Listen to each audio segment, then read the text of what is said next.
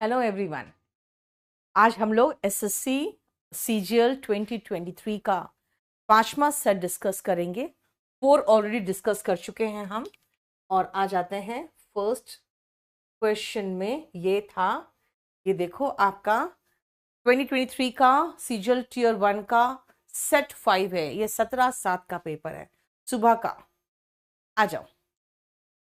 Most appropriate one word बताना, यानी one word substitution है। ये देखो, irreverent behavior towards anyone held sacred or concerning God। बेटा, irreverent का मतलब होता है अपमानजनक, यानी असम्मान जताना, यानी आप उसको सम्मान नहीं दे रहे हो। सेक्रेड का मतलब होता है पवित्र, कोई भी पवित्र हो जैसे भगवान, उसको असम्मान दे रहे हो, वो है ब्लास्फेमी।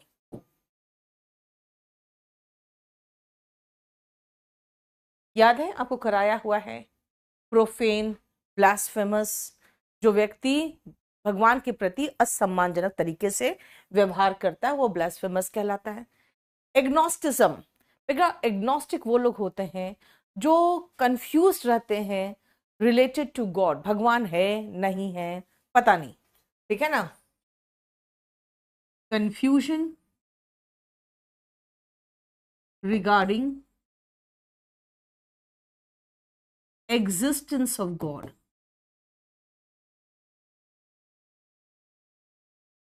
भगवान है नहीं है ये लेके कंफ्यूज रहते हैं, वैसे लोग एग्नोस्टिक होते हैं।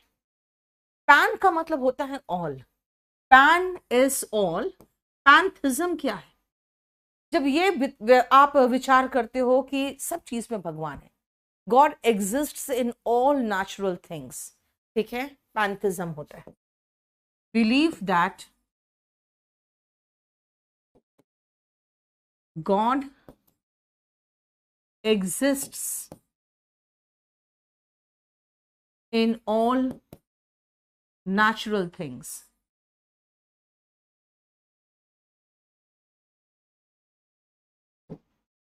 थिज्म, ये थिज्म क्या होते हैं? Believe that God exists. बेटा, एक एक ऑप्शन करना पड़ेगा आपको, क्योंकि कोई भी ऑप्शन किसी भी दूसरे एग्जाम का क्वेश्चन होता है। बिलीव दैट गॉड एग्जिस्ट्स, ये भरोसा कि भगवान होते हैं, ये हो गया थिज्म,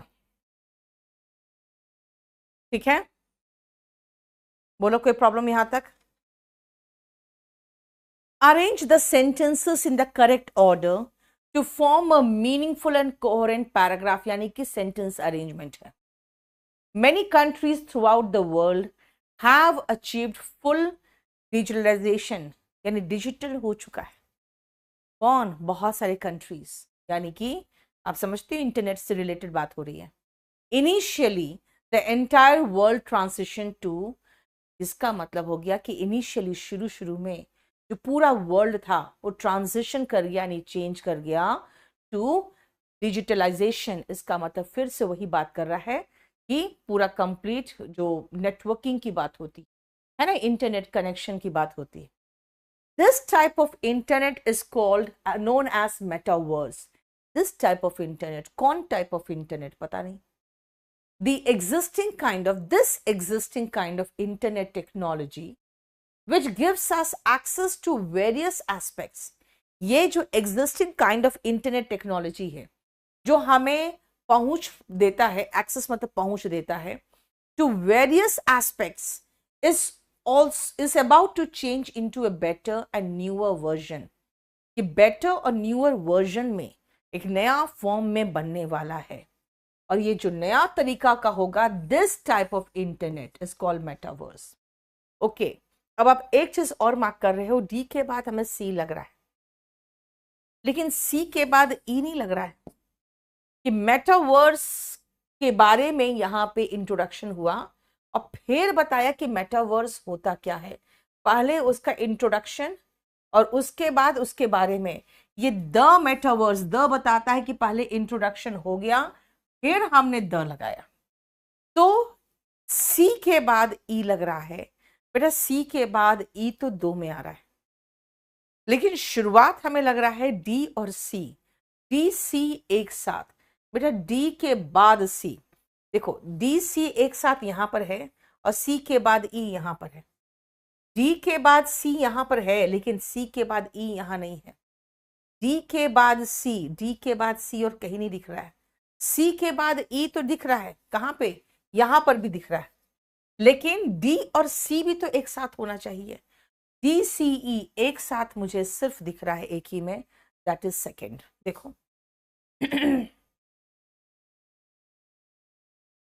ह्यूज फायर फॉर सेलिब्रेशन, बेटा बॉन फायर, देखते हो बहुत आग लगा के उसके चारों तरफ, आप होलिका दहन में देखोगे, है ना। और लोहड़ी में देखोगे, वो क्या होता है, बॉन फायर होता है, राइट। फेस्टिविटी का तो मतलब हो गया वही त्योहार से रिलेटेड बात, ठीक है। It is reported that she has win a prize money, बेटा she has के बाद वर्ब का थर्ड फॉर्म आएगा। It is reported that she has won, won, हमें थर्ड फॉर्म चाहिए।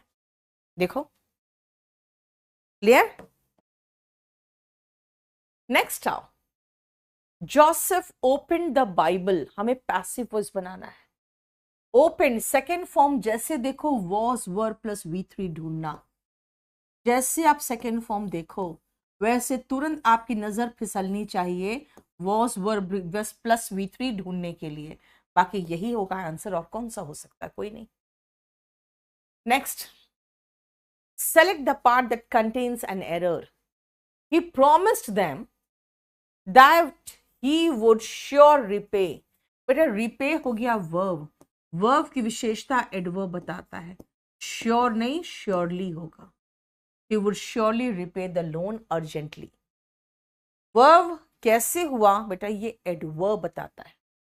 उसने प्रॉमिस किया that he would surely repay, बेटा श्योर इज एडजेक्टिव, एडजेक्टिव में ly लगाते हैं तो एडवर्ब बनता है, आपको पढ़ाया है। He would surely repay, यहां पे गलत है, ठीक है। गलिबल, गलिबल का मतलब होता है जिसे मूर्ख बनाना आसान हो, तो इसका एंटोनिम क्या होगा बेटा, गलिबल का सिनोनिम क्रेडुलस होगा। अगर आप सिनोनिम की बात करोगे तो क्रेडुलस होगा। प्लायंट होते हैं लचीला, जो बात मान जाते हैं, तो प्लायंट इज ओबीडियंट या फ्लेक्सिबल, दोनों भी कह सकते हो इसको, यानी लचीला। सिनिकल होते हैं, जो इनको हेल्प करता है ना उनका भी मानते हैं यार ये हेल्प कर रहा है, जरूर इसका कोई मतलब है। सिनिकल ये सोचता है ही, cynical things, a person who thinks all are selfish, तो बेटा गलिबल का उल्टा तो यही होगा। गलिबल होता है इनको भोले भाले होते हैं, इनको मूर्ख बनाना आसान होता है, उसका उल्टा होगा क्या, सिनिकल।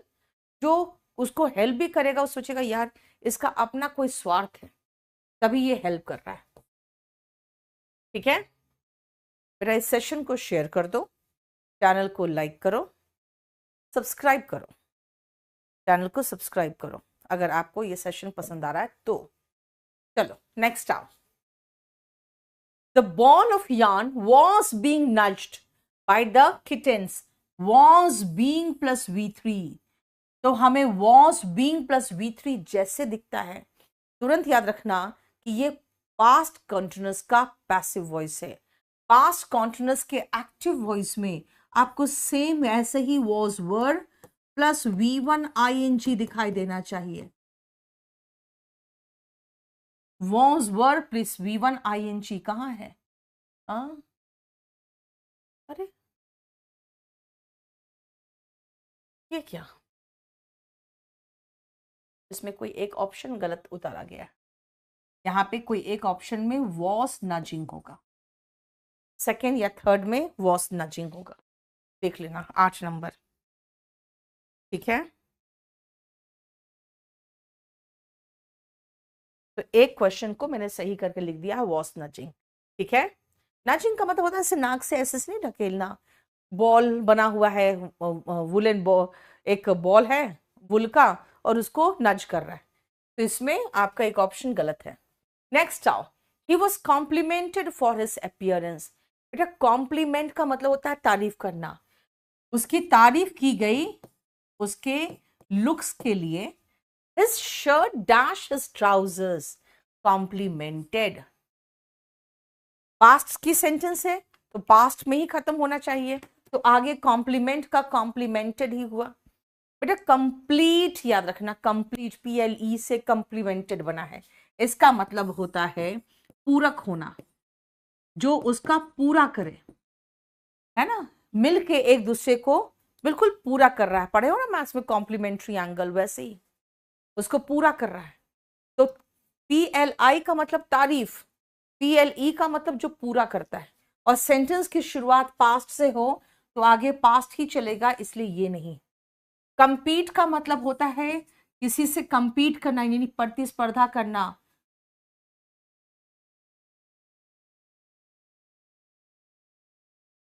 कंपटीशन करना, ठीक है। और कमेंट तो समझते हो, टिप्पणी करना। अनुराधा, देखो उसमें सबको मार्क्स मिलेगा, जो गलत होंगे ऑप्शंस उसमें। Petrol is very costly these days. बेटा पेट्रोल, पेट्रोलियम प्रोडक्ट से पेट्रोल, ये वाला पेट्रोल, और कौन होगा? बाकी सब तो बिल्कुल गलत ही स्पेलिंग है, देखो। The goods were taken on a public. बेटा जो ढोने वाली गाड़ी होती है उसको कैरियर कहते हैं। ये तो आपका करियर है जिसको बनाने के लिए आप पढ़ रहे हो, ठीक है। कैरी करने वाला जो चीज होता है तो वो कैरियर होता है, कैरियर, करियर नहीं, ठीक है। नेक्स्ट आओ, is there any portal to redeem these coupons that I have collected? Redeem का एंटोनिम क्या होगा? बेटा रिडीम का एंटोनिम होता है कोई भी चीज आपको फिर से मिल जाए, आप उसके पास ले जाओगे, आपको पैसा मिल जाएगा। फोरसेक का मतलब तो त्याग देना, खुद ही त्याग दे रहे हो। डेप्लोर का मतलब होता है नापसंद करना, हेट।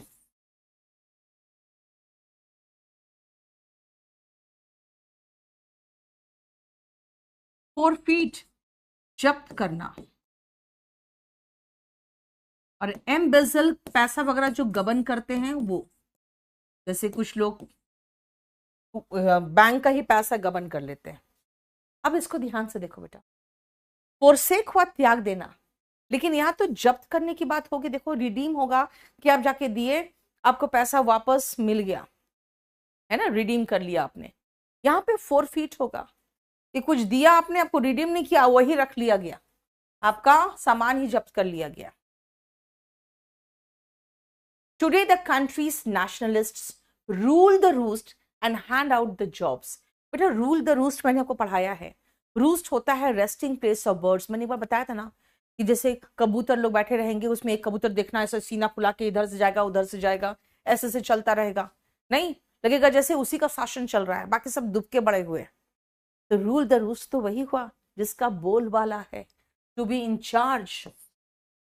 बेटा प्रेजुडिस का मतलब होता है पहले से ही अब जज करके बैठे हो। इसको मैंने बताया था जॉन्डिस्ड आई में, पक्षपातपूर्ण, बायस्ड, पार्शियल, याद है। Every option is a question, इसीलिए आप सबको करो ढंग से, ठीक है। नेक्स्ट आओ, keep someone eight arms length, यानी एक हाथ की दूरी बनाए हुए हो, दूर रहो भाई मुझसे, मुझसे ज्यादा फ्रेंडली होने की कोशिश मत करो।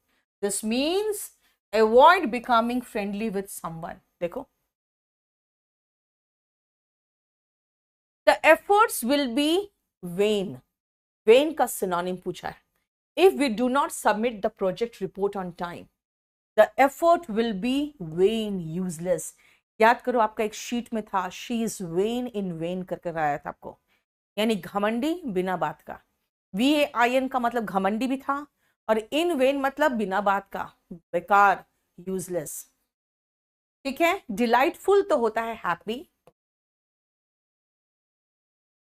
केयरलेस होता है गैर जिम्मेदार, नेग्लिजेंट, सेंसिबल होता है समझदार, वाइज। देखो, चलो नेक्स्ट आप, the patient look dash and tired. बेटा टायर्ड लगेगा तो वो पेल दिखेगा ना, नहीं, पेल मतलब पीला सा, कलर उड़ा हुआ है, येलोइश कलर आया हुआ है। PAIL बेटा बकेट होता है। ये पढ़े हो, Jack and Jill went up the hill to fetch a pail of water. नहीं, पील का मतलब होता है छीलना, पील।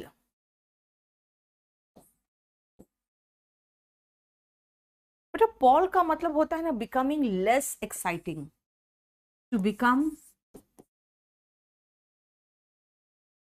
Less exciting and interesting. जैसे शादी के कुछ सालों बाद जो एक्साइटमेंट, जो चार्म होता है, it begins to Paul.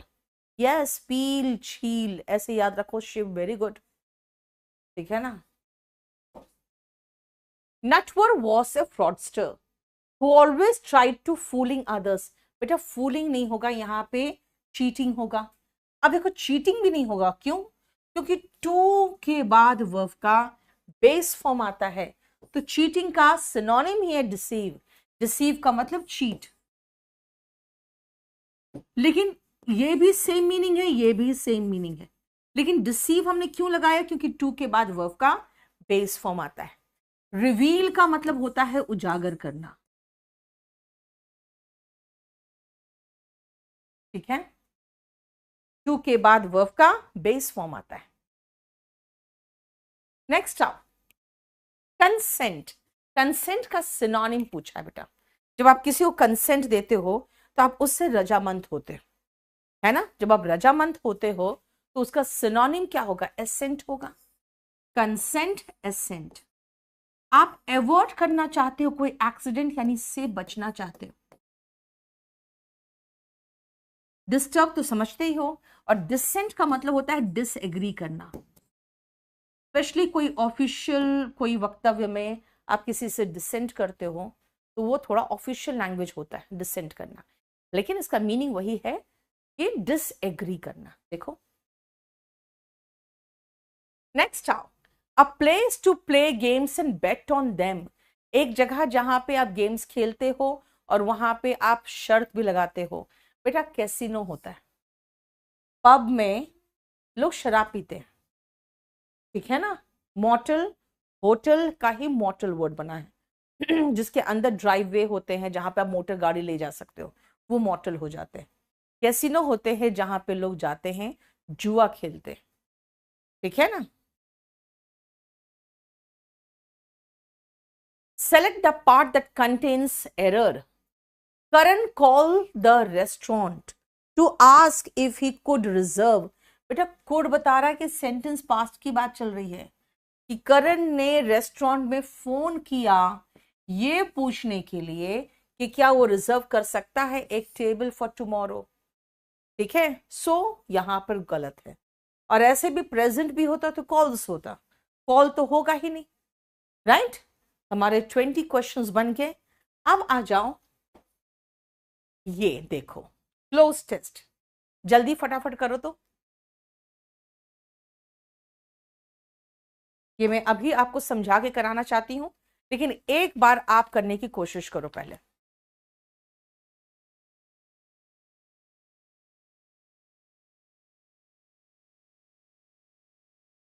Hmm,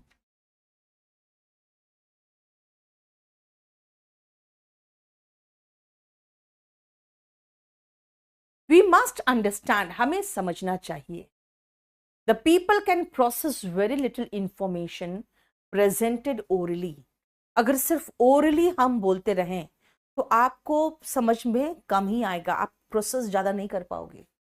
so it is dash particularly for a teacher to realize that the students have sometimes listened to 3 or 4 teachers dash you. So it is important for you to realize, बहुत जरूरी है खासकर teacher के लिए ये realise करना that students have sometimes listened to 3 or 4 teachers before you. आप बहुत अच्छा पढ़ा रहे हो, ठीक है, मानती हूँ। आपके पहले क्लास में 4 टीचर्स और आ चुके हैं, 4 पीरियड और हो चुका है। बच्चा कितना प्रोसेस करेगा? तो आप उसको खाली समझाते जाइएगा, उसका दिमाग उसको अच्छे से प्रोसेस करके अपने में समाना वो नहीं कर पाएगा। So the teacher must have props like notes, handouts and slides the that will होगा, that will make the learning material dash alive for the students. Dash alive, come alive. ठीक है, slides that will make the learning material come alive. बेटा go alive नहीं होता, come alive, यानी आंखों के सामने वो जीवित सा फील होने लगता है जब हम उसको एक डायग्राम से या किसी तरह का स्लाइड से समझाते हैं। तो इससे क्या होगा, दिमाग और अच्छे से एब्जॉर्ब कर पाएगा। Make the learning material come alive for the students and stay the way with them, और इस तरह से उनके साथ वो रहेगा। बेटा कम अलाइव होता है, गो अलाइव नहीं होता। ठीक है, आप इंटरनेट में देखते हो गो लाइव, वो अलग चीज होता है। अ विजुअल एड, यानी कि जो दिखने में कोई ऐसा चीज है जो उसको विजुलाइज कर सके, जिससे वो उसको एक फील कर सके, मेरे नजर के सामने वो बन रहा है। A little movement or color will get the students' attention. थोड़ा सा एफर्ट डालना है, थोड़ा सा मूवमेंट हो, थोड़ा सा कलर हो, कुछ विजुअल हो। Another important thing to dash is that long, complicated sentences spoken fast are simply too difficult for students. Another important thing to realize, ये अनदर इंपॉर्टेंट थिंग है ये समझने के लिए कि भाई अगर आप लॉन्ग कॉम्प्लिकेटेड सेंटेंसेस बोल रहे हो और बहुत फास्ट बोल रहे हो, ये बच्चों के लिए डिफिकल्ट होता है to understand. It is therefore dash to use short sentences. It is therefore advisable, ये एडवाइस किया जाता है कि भाई आप शॉर्ट सेंटेंसेस यूज करिए। अब देखो यहां पे फिर से एक बार समझो कि ये बहुत इंपॉर्टेंट है टीचर्स के लिए ये जानना कि भाई आपके पहले भी 4 टीचर्स कम से कम आ चुके हैं आपसे पहले। इसीलिए आप क्लास को इंटरेस्टिंग बनाइए और उनको विजुअल से, नोट्स से, स्लाइड्स से, ठीक है, ताकि ये जो सब लर्निंग है वो एक तरह से अलाइव बन सके, उनके सामने विजुअल बन सके, कम अलाइव। ठीक है, इंपॉर्टेंट थिंग ये रियलाइज करने की बात है कि आप जो सेंटेंसेस बोल रहे हो वो भी कॉम्प्लिकेटेड नहीं हो, शॉर्ट हो, सिंपल हो। इससे क्या होगा, ये बहुत मतलब कह सकती हूं मैं कि ऐसा करना एडवाइजेबल है। आप कहोगे ऐसा करना मैंडेटरी है। बेटा मैंडेटरी अगर आंसर होता तो कंपल्सरी भी होता। कंपल्सरी और मैंडेटरी दोनों सिनोनिम है। ठीक है, प्रोहिबिट का मतलब तो मना करना हुआ, प्रोहिबिट का मतलब तो हो गया मना करना, फॉरबिड। ये हमारा सेट 6 है। ये 5 सेट इसी चैनल पे यानी केडी लाइव पे मैंने लिया है। आज सेट 6 है जो हुआ था 17/7 को, और इसका टाइमिंग था 11:45 से, यानी कि ये सेकंड शिफ्ट है। चलिए आ जाओ।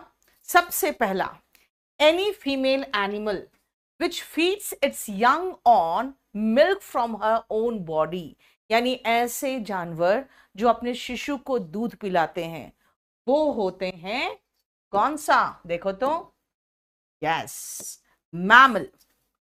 मैमल होते हैं जो अपने बच्चों को दूध पिलाते हैं।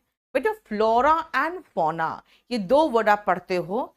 फ्लोरा होते हैं plants of vegetation of any region, fauna होता है animals of a region, animals of a region fauna होता है।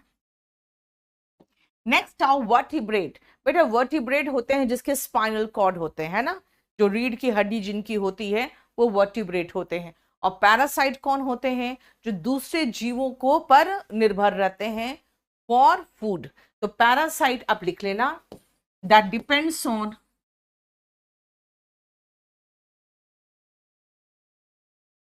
others for food ये हो गए पैरासाइट, परजीवी जिसको कहते हैं। एंड वर्टिब्रेट होते हैं दैट हैज बैकबोन, ठीक है, जिसके अंदर हमारा स्पाइनल कॉर्ड होता है। देखो क्लियर। नेक्स्ट क्वेश्चन में आऊं मैं अब। सेलेक्ट द ऑप्शन जो वन वर्ड सब्सटीट्यूशन में हेल्प होगा। सर्टेन टू हैपन, जो होगा ही होगा। जो अटल है, अटल मतलब जो सर्टेन है वो होगा ही होगा, वो है इनएविटेबल। बेटा इनएविटेबल का मतलब होता है अटल। जस्टिफिएबल होता है जो आपको लगे कि तार्किक है, न्यायपूर्ण है, ऐसा होना ही चाहिए। जस्टिफिएबल इज न्यायपूर्ण। इंडिस्पेंसिबल, जिसके बिना आपका काम नहीं चल सकता। That you cannot do without, that you cannot do without, जिसके बिना काम ना चले, वो होते हैं इंडिस्पेंसिबल। ठीक है, क्लियर। अनकन्वर्टेबल, बेटा जो कन्वर्ट करोगे कन्वर्टेबल है। जैसे अगर मैं कहूं ये पलंग है ना, कन्वर्टेबल है, इसका हम सोफा भी बना सकते हैं, तो कन्वर्टेबल होता है। ठीक है, नेक्स्ट क्वेश्चन में आए। देखो इनकरेक्टली स्पेल्ड वर्ड कौन सा है? बहुत ही आसान है ये, बताओ कौन सा है इनकरेक्टली स्पेल्ड वर्ड, कौन सा है? यस, नेफ्यू का स्पेलिंग गलत है बेटा। ऐसे तो कुछ जगह पे प्रोनाउंसिएशन नेव्यू भी होता है, इसको PHEW है ना, भतीजा को कहते हैं NEPH, नेफ्यू, राइट। नीज भतीजी हो गया। नेक्स्ट आओ, इंडोलेंट का एंटोनिम चाहिए बेटा। इंडोलेंट का सिनोनिम है लेजी। इंडोलेंट का मतलब स्लगिश, एक्टिव होगा उसका एंटोनिम। इंडोलेंट का मतलब होता है आलसी, जिसका सिनोनिम आपको पढ़ा चुकी हूं, इंडोलेंट, स्लॉथफुल, लेजी, लेकेडेसिकल, स्लगिश, है ना, ये सारा सिनोनिम है इसका। नेक्स्ट आओ, द इंडियन इंडिपेंडेंस मूवमेंट, जो आंदोलन चला था हमारे स्वतंत्रता के लिए, सीक का सेकेंड फॉर्म होता है बेटा sought, to establish the conception of freedom. बेटा कॉन्सेप्शन ऑफ फ्रीडम क्या होता है? कॉन्सेप्ट ऑफ फ्रीडम होगा, फ्रीडम का जो अवधारणा था, हम अवधारणा की बात करेंगे, तो कॉन्सेप्ट्स ऑफ फ्रीडम होना चाहिए था। एनीवे अगर आप चलेगा कॉन्सेप्शंस ऑफ फ्रीडम, ठीक है, लेकिन इसके बदले में हम इनमें से कौन सा है जो ज्यादा आपको सटीक लगे, या फिर इसको रिप्लेस कर सकते हैं। तो कॉन्सेप्ट्स ऑफ लिबर्टी, बेटा फ्रीडम के बदले में लिबर्टी, कॉन्सेप्शन के बदले में कॉन्सेप्ट्स लगा दिया, बिल्कुल सही है। और कोई फ्री और कोई आपका फिट भी नहीं हो रहा है, देख लो, सेम मीनिंग देना चाहिए ना आपको। नेक्स्ट आओ, she might have completed her research. बेटा इसका पैसिव वॉइस चाहिए। माइट हैव प्लस V3 को model plus have plus V3, याद रखना परफेक्ट में हम बीन नहीं भूलते हैं, बीन नहीं भूलेंगे, लेकिन model plus have plus been plus V3 होगा। Model have been plus V3, been यहीं पर है और यहां पर है। हर मॉडल के बाद वर्ब का बेस फॉर्म आता है, ये हैड तो आ ही नहीं सकता। Model plus have plus been plus V3, क्यों? क्योंकि हम जब भी model plus have plus V3 देखते हैं तो हमें याद रहना चाहिए वही सेम मॉडल रिपीट होगा। हैव, हर मॉडल के बाद वर्ब का बेस फॉर्म ही आता है। बीन क्यों? क्योंकि परफेक्ट में बीन मैंने कहा था, याद रखना है आपको, plus V3। Next up, the police were on high alert on account of the dash convict who had killed many people. Police high alert पे थी, किसके कारण? On account of the dash convict. बेटा कॉन्विक्ट होते हैं जो दोषी होते हैं, वो दोषी जिसने कई लोगों की हत्या कर रखी थी और दोषी भी करार हो गया था, वो क्या हुआ होगा जिसके कारण पुलिस हाई अलर्ट पे होगी? बेटा वो रन अवे होगा। रन अवे मतलब भागा हुआ, भागा हुआ। एब्सकॉन्डिंग, एब्सकॉन्डिंग का मतलब होता है भागा हुआ। देखो ठीक है, एलॉप का मतलब होता है भाग जाना, लेकिन अपनी प्रेमी या प्रेमिका के साथ। याद रखना ये वर्ड सिर्फ होता है eloped to run away with lover. Your lover के साथ अगर आप भाग जाते हो अपने प्रेमी या प्रेमिका के साथ, तभी वर्ड एलॉप यूज होता है। फाइन, देखो, he regards himself as a patriot। बेटा पेट्रियट का एंटोनिम चाहिए। पेट्रियट का मतलब होता है देशभक्त, तो उसका उल्टा कौन होगा? ट्रेटर होगा। ट्रेटर होते हैं गद्दार। अगर आप देशभक्त की बात करोगे तो सिनोनिम में हम नेशनलिस्ट भी लगा सकते थे। ड्यूटीफुल होता है जो अपने ड्यूटी सही तरीके से करें। लॉयल होते हैं वफादार। हमें तो एंटोनिम चाहिए था देशभक्त का, तो उसका उल्टा क्या होगा? गद्दार। ठीक है, नेक्स्ट आओ। Lucy presented a lucid account of her achievement before the committee।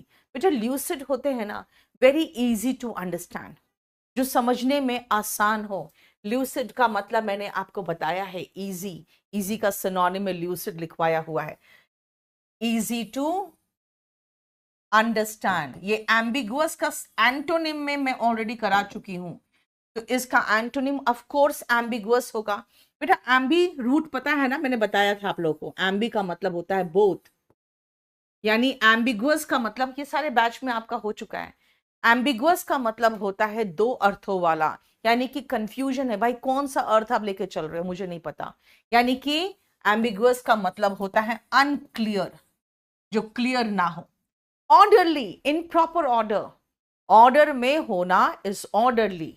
And transparent, जिसके इस पार से उस पार देख सकते हो, जैसे शीशा हो गया, है ना, तो ट्रांसपेरेंट हो गया that you can look through, जिसको आप कहोगे पारदर्शी।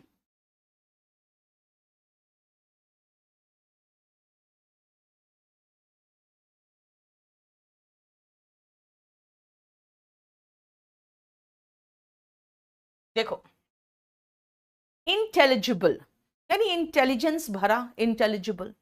नेक्स्ट आओ, स्केप द बैरल। बेटा स्केप का द बैरल का मतलब क्या है, पहले इसको आप समझने की कोशिश करो। अब देखो, एक बैरल है मतलब एक कनस्तर जैसा मेरे पास बर्तन है। अब जब सारा खाना उसमें से खत्म हो जाएगा, तो होता है ना, जब कुछ नहीं बच रहा है तो नीचे उसको कहते हैं ना, उसको स्क्रैप करना, यानी उसको खखोरना, खखोर के निकालने की कोशिश करना। जो बच गया बस उसी को निकालने की कोशिश करना। अब खुद सोचो, जो सबसे नीचे होगा वो जला हुआ भी हो सकता है ना, उसमें प्रॉपर टेस्ट भी नहीं होगा, लेकिन क्योंकि मेरे पास और बचा ही नहीं, तो मैं नीचे उसको निकालने की कोशिश कर रही हूँ जो एकदम सटा हुआ है। इसका मतलब क्या करना? इसका मतलब है to be forced to use once last and weakest resource. आपके पास कुछ बचा हुआ नहीं है, बस नीचे वाले चीजों को निकालने की कोशिश कर रहे हो। ठीक है, वही तो है स्केप द बैरल। देखो 10th का, बताओ कोई प्रॉब्लम यहां तक हो तो? मैंने कहा ना, नीचे से एकदम निकालना, कुछ नहीं बचा हुआ है, वीकेस्ट रिसोर्स है हमारा वो। ट्राइंग टू फाइंड समथिंग नहीं होगा बेटा, ये ध्यान रखना। नेक्स्ट आओ, अ डाइम अ डजन। एक डाइम में दर्जनों मिल जाएंगे। डाइम का मतलब जैसे यहाँ इंडिया में कहते थे ना एक पैसा, एक दमड़ी, वैसे ही इंग्लैंड में डाइम है। तो एक डाइम में दर्जनों मिल जाए, यानी कि बहुत ही सस्ता, बहुत ही सस्ता। अब मुझे ये देखना है कि अ डाइम अ डजन किसमें प्रॉपर मीनिंग के साथ आया। Her ideas were worth a dime a dozen and didn't impress the boss. अच्छा, इतना बकवास था उसका आइडिया था कि इम्प्रेस नहीं किया बॉस को। यहां चलेगा। The concert tickets were a dime a dozen and sold out quickly. ना भाई, डाइम अ डजन का मतलब हो गया कि एक डाइम में दर्जनों मिल जाए, एंड सोल्ड आउट क्विकली। अब इसका मतलब है कंसर्ट के टिकट्स बहुत सस्ते थे और आराम से बिक गए। The restaurant had some delicious desserts. Desserts का मतलब होता है बेटा खाने के बाद जो आप खाते हो, मीठा, उसको। That were a dime a dozen. नहीं, इसका मतलब हो गया कि रेस्टोरेंट में कुछ डिलीशियस डिजर्ट्स थे जिसका दाम बहुत ही सस्ता था। The antique store had some rare finds but they were a dime a dozen, यानी कि एंटीक स्टोर में कुछ बहुत ही रेयर चीजें थी but they were a dime a dozen. इसका मतलब है कि वो बिल्कुल ही सस्ते दर पे था। बेटा एक चीज मैं बताऊं आपको, ये क्वेश्चन का फ्रेमिंग रॉन्ग हो गया है, क्योंकि अगर आप डाइम अ डजन की बात करोगे इसका मतलब है कि बहुत ही सस्ता, जिसका कोई वैल्यू ना हो। अगर आप किसी का जिसका कोई वैल्यू ना हो उसकी बात करोगे तब तो मुझे लग रहा है ये आंसर सही है कि उसके आइडियाज इतने बकवास थे कि बॉस को कोई इंप्रेस नहीं कर पाया। लेकिन अगर आप डाइम अ डजन की बात करोगे ना तो यहां भी फिट हो रहा है, ठीक है, यहां भी फिट हो रहा है। और देखा जाए तो सम डिलीशियस डिशेस थे that were dime a dozen, यानी कि एक दर्जन में, एक दर्जन एक डाइम में मिल जाए, यानी कि बहुत सस्ते थे। तो मुझे लग रहा है कि अगर आप लिटरल मीनिंग के अकॉर्डिंग चलोगे तो यहां तो सब सही लग रहा है, नहीं? राइट। सो एनीवे, अगर आप कहोगे डाइम अ डजन का मतलब हो गया कि कोई पर्टिकुलर वैल्यू का नहीं था, तो आप यहां पे लगाओगे, ये फिट है। लेकिन बाकी सब में भी अगर नहीं, कीमत बहुत कम था उसके सोच के लगाओगे तो सेकंड थर्ड फोर्थ भी सही फिट हो रहा है। लेकिन अ डाइम अ डजन का एक मीनिंग लिख लो, नॉट वैल्यूएबल। अगर हम, जो इसका मीनिंग था लिटरल कि वैल्यूएबल नहीं है, तो हम 1 मार्क करेंगे। लेकिन सब में फिट हो रहा है ये कि अच्छे डिलीशियस डिजर्ट्स थे उनके पास, लेकिन बहुत ज्यादा कीमत नहीं थी। ये क्वेश्चन रॉन्ग फ्रेम किया है इन्होंने। चलो anyway, identify the sentence that correctly uses the indefinite article. Indefinite article में बेटा ए एन आता है। देखो बेटा, एक दो क्वेश्चंस में आप इसलिए फंस रहे हो क्योंकि मैंने आपको बताया कि ये नॉर्मल है। अदरवाइज क्या प्रॉब्लम है जानते हो? टीचर्स को आंसर मिल जाए ना एसएससी का तो वो घुमा फिरा के वो आंसर ले आते हैं। मैं आपको सारे ऑप्शंस इसलिए डिस्कस कर रही हूं क्योंकि आप वहां एग्जाम में सारे ऑप्शंस चेक करोगे और फिर कंफ्यूज होगे, तो वो कंफ्यूजन होगा ही, क्योंकि यहाँ पे सब में डाइम अ डजन का मतलब था नॉट वैल्यूबल। भाई एंटीक पीसेस थे लेकिन उनके दाम ना के बराबर थे, ठीक है। She is a Indian artist, गलत है बेटा, एन आना चाहिए। She is an Indian artist married to an European. An European नहीं होता बेटा, अ यूरोपियन होता है। एन इंडियन, अ यूरोपियन, ये आर्टिकल के बेसिक कॉन्सेप्ट में ही दोनों वर्ड में देती हूं। इंडियन में, इंडियन में ई आ रहा है तो एन आएगा, और यूरोपियन का प्रोनाउंसिएशन यू से स्टार्ट हो रहा है तो ए आएगा, ठीक है। Next, incorrectly spelled word, fruitful, unction, wilful गलत है बेटा। WILL होना चाहिए था, और FUL आराम से चलता। विलफुल मतलब होता है विलिंगली, इच्छा से, ठीक है। क्रेडल का मतलब होता है पालना, जो पालने में सुलाते हैं ना, जिसमें बच्चे सुलाते हैं।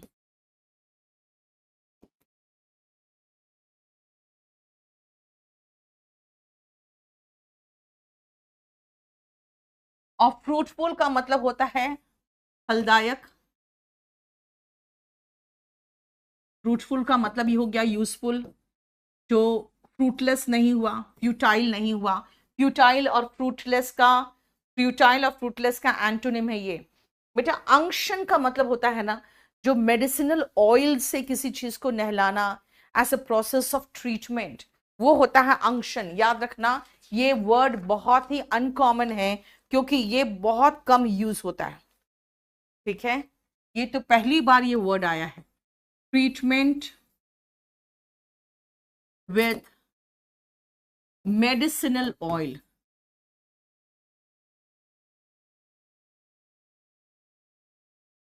ठीक है।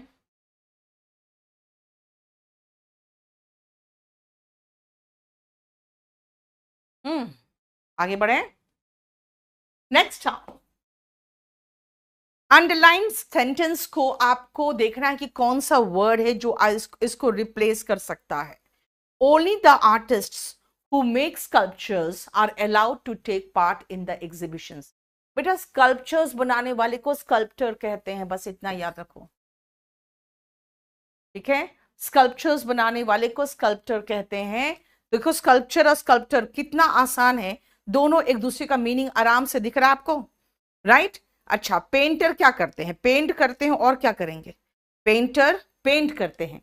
नेक्स्ट है आर्टिसन। बेटा आर्टिसन स्किलफुल तरीके से वो अपने हाथ से कोई मूर्ति बनाएंगे या कुछ बनाएंगे, कलाकारी करेंगे, जिसको आप कह सकते हो शिल्पकार, artisan, who uses his hands to make things,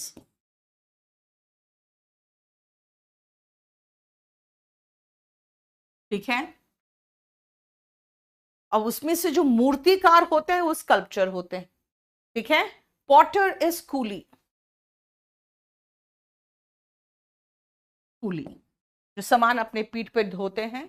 ऐसे देखा जाए तो कई बार आर्टिसन और स्कल्पचर दोनों को हम लोग सिनोनिम में यूज कर देते हैं। फाइन, बोलो कोई प्रॉब्लम?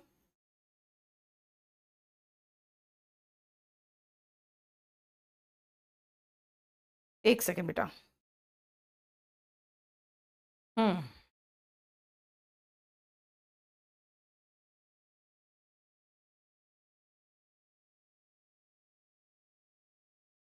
नेक्स्ट आओ। Payment can be made by dash और इन कैश। बाय चेक होगा, ये चेक, ठीक है। चिक, मुर्गी का बच्चा या कोई पंछी का बच्चा चिक होते हैं, है ना, यानी बेबी ऑफ अ बर्ड।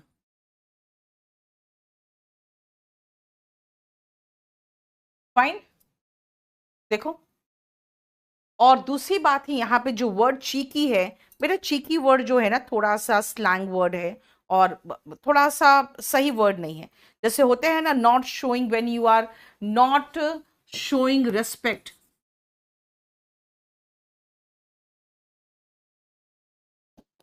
या फिर आप रूड हो किसी के प्रति, तो हम लोग वर्ड यूज करते हैं cheeky. It is a word that shows that you do not respect, ठीक है। हालांकि ये बहुत कॉमनली स्लैंग लैंग्वेज में यूज होता है। चलो समझ में आ गया। नेक्स्ट आओ, ट्रेटर। अब एंटोनिम आप ट्रेटर का पूछ रहा है, देखो एंटोनिम ट्रेटर का पूछ रहा है, बताओ क्या होगा? हम्म, अरे यार अब चीक का भी पूछ रहे हो? चीक तो ये हुआ ना यार, चीक है ये चिन्ह है। ये भी पूछ रहे हैं चीक क्या होता है? अरे यार, काल। देखो ट्रेटर का एंटोनिम क्या होगा? बेटा ट्रेटर का सिनोनिम तो बिट्रेयर है, लेकिन एंटोनिम लॉयल होगा। अब देखो इसी सेम क्वेश्चन में दो क्वेश्चन एक ही जैसा पूछ लिया है। नहीं, डिफेंड करने वाले, किसी को बचाने वाले, बचाव करने वाले जो होते हैं वो डिफेंडर होते हैं। नहीं, तो ट्रेटर का एंटोनिम हुआ लॉयल। Very good. नेक्स्ट आओ, she always invite me to dinner. बेटा शी है तो शी के साथ इनवाइट नहीं इनवाइट्स होता। प्रेजेंट इंडेफिनिट टेंस से क्वेश्चन है, देखो एक्टिव वॉइस बनाना है। By whom was the coffee made, was plus V3 जैसे दिखा, हम समझ में आ गया। वर्ब का सेकेंड फॉर्म चाहिए V2। याद रखना जब भी आप वॉज वर प्लस V3 देखते हो पैसिव वॉइस में, तो इसका एक्टिव वॉइस V2 होता है। एक्टिव वॉइस में V2 देखते हो तो पैसिव वॉइस में वॉज वर प्लस V3 होता है। तो यहाँ पे V2 मुझे एक ही में मिला, बाकी किसी में नहीं मिला। आंसर यही हुआ। Next, developed countries are at a disadvantage to have access to modern science and technologies. At a disadvantage का एंटोनिम क्या होगा? बेटा privileged। जो लोग privileged होते हैं ना उनको कुछ अतिरिक्त एडवांटेज मिला रहता है, ठीक है। उनके पास साधन होंगे, संसाधन होंगे, बाकी लोगों के पास वो चीज नहीं होते। तो यहाँ पे एट अ डिसएडवांटेज का एंटोनिम पूछा है प्रिविलेज्ड। इस ये लोग होते हैं who have more resources than others. resources का मतलब यहां advantages हो गया, है ना। बाकी तो वर्ड सारे बहुत आसान हैं, उसके तो मीनिंग आपको चाहिए ही नहीं। क्लियर? नेक्स्ट आओ, arrange the sentence into a paragraph.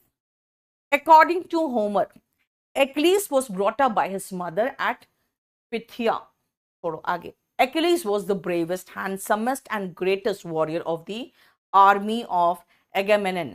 चलो आगे, later non-Homeric.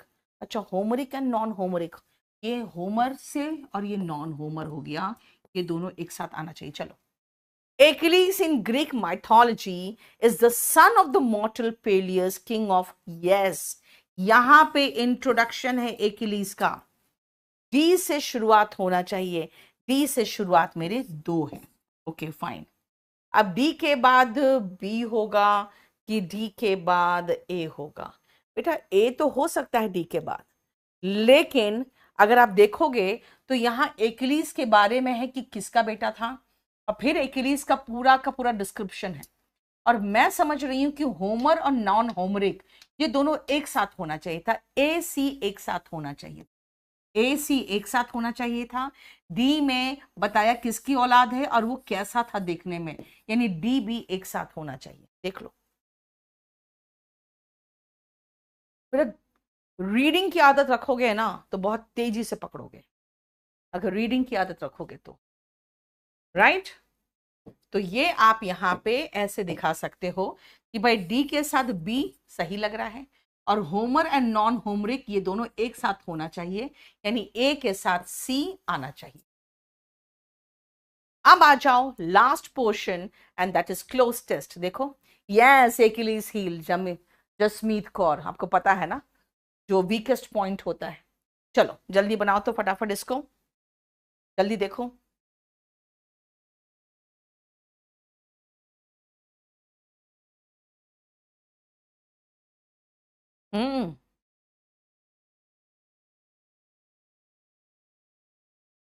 हो गया?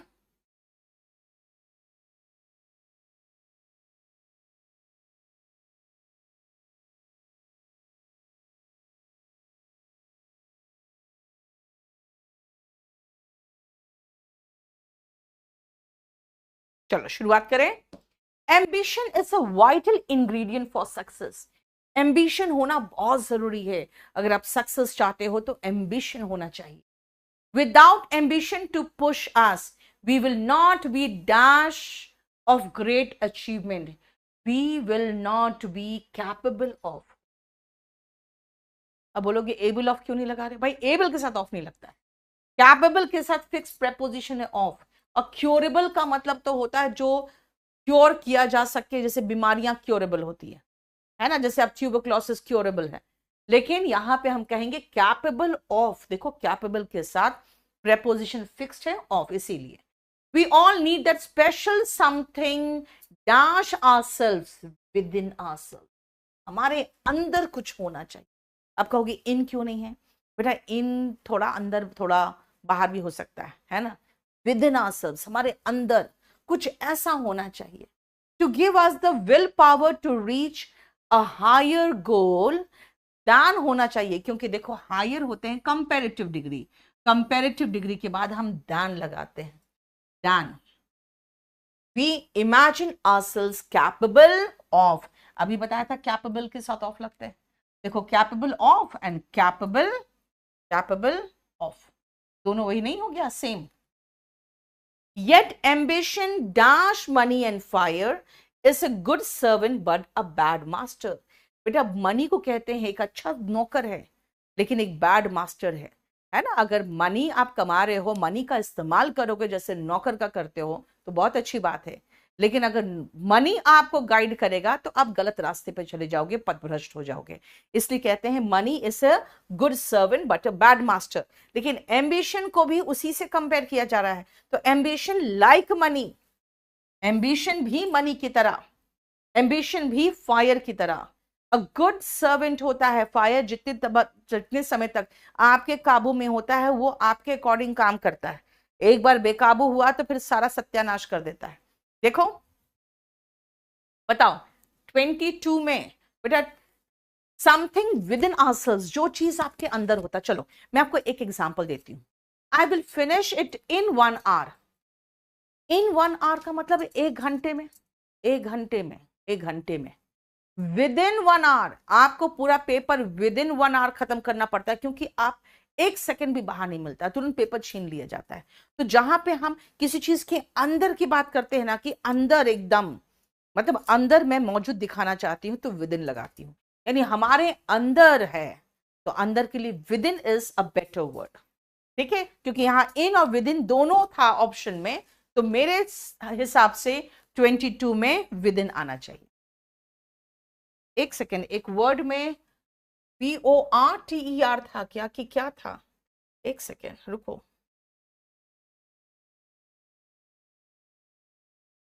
ओ माय गॉड, ये तो POTTER है, ये तो पॉटर है, PORTER नहीं है।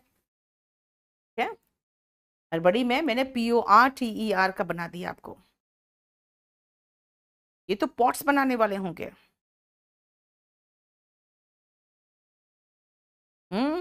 POTT दिया हुआ है, ये तो पॉट बनाने वाले होंगे।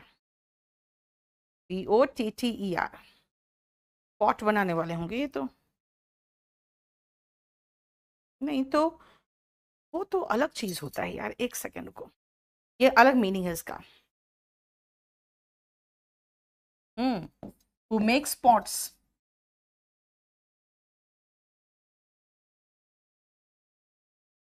ठीक है, Potter is who makes pots, हमने PORTER का दे दिया था, ये कूली होता है, ठीक है, क्लियर।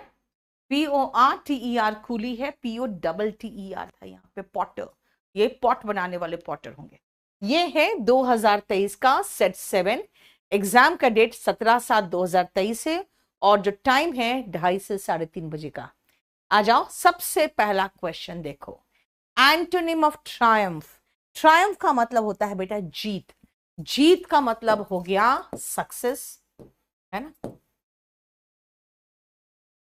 मैं आपको हमेशा क्लास में एक सेंटेंस बैच में कराती हूं, ट्रूथ ऑलवेज ट्रायम्फ्स, यानी कि सच हमेशा जीतती है। अब जीत का एंटोनिम होगा डिफीट, यानी कि हार। अटेन करना मतलब होता है कोई चीज पाना, तो अटेनमेंट हो गया कोई भी चीज पाने की क्रिया जो होती है, किसी भी चीज को पाने की जो क्रिया होती है वो अटेनमेंट होता है। और बेटा सक्सीड की अगर बात करोगे तो ट्रायम्फ का सिनोनिम सक्सीड है, हमें तो एंटोनिम चाहिए, राइट। नेक्स्ट आओ, Raman रनन रनन Renan feels that the notion of democracy is a farce.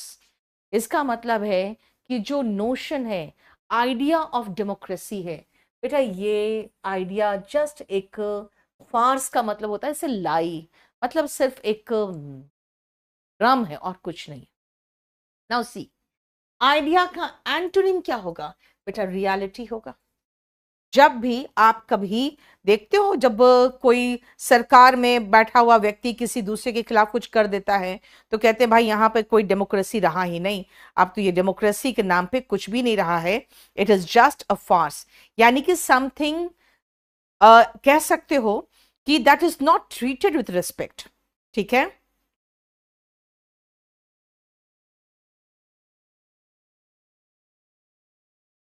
Something important but not important और serious कह सकते हो, something serious और important but not treated with respect, यानी कि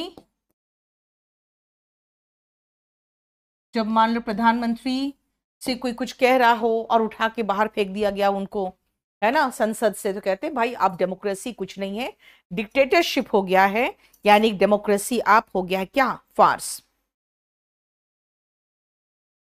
ठीक है, बोलो कोई प्रॉब्लम। कोशेंट आप मैथ्स में जानते हो ना, किसी नंबर को किसी से डिवाइड करते हैं तो जो आता है रिजल्ट उसको कोशेंट कहते हैं, है ना। तो ये क्या है, the result when a number is divided by another number।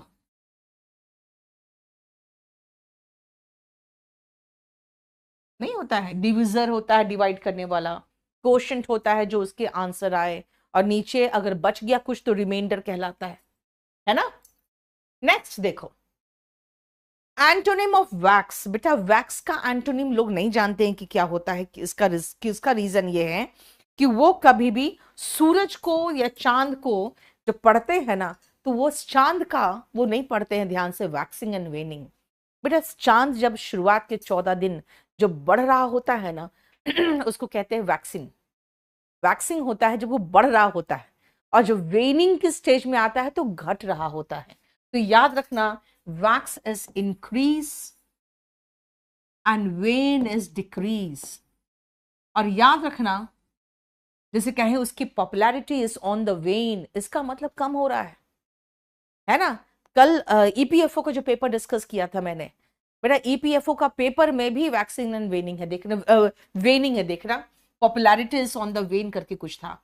Well का मतलब रोना, ठीक है। और केन जानते हो ना, केन की छड़ी बहुत ही बड़ी फेमस है, स्कूल में पढ़ी है कि नहीं, पतली पतली बांस की तरह होती है वो केन, ठीक है। तो एक कह सकते हो इसको बांस की तरह सीधी छड़ी होती है ना, उसको केन कहते हैं, ठीक है। और केन कोई भी चीज सीधी होती है, जैसे शुगर केन नहीं, हाँ, गन्ने को क्या कहते हैं, शुगर केन। नेक्स्ट आओ, select the incorrectly spelled word. Pattern का में PAT होता है, पैटर्न, पैटर्न का स्पेलिंग यहां गलत है।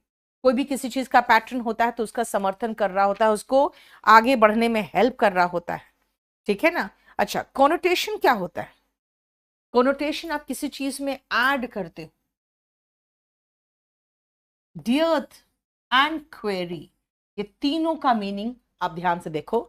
कोनोटेशन होता है कोई भी आइडिया अगर एक्सप्रेस किया गया हो by a word in addition to its many meaning.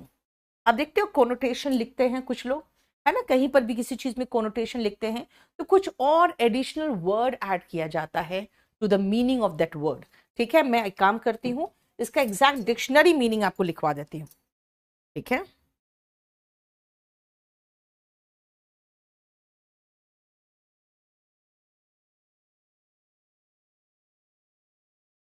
An idea expressed by a word in addition to its main meaning।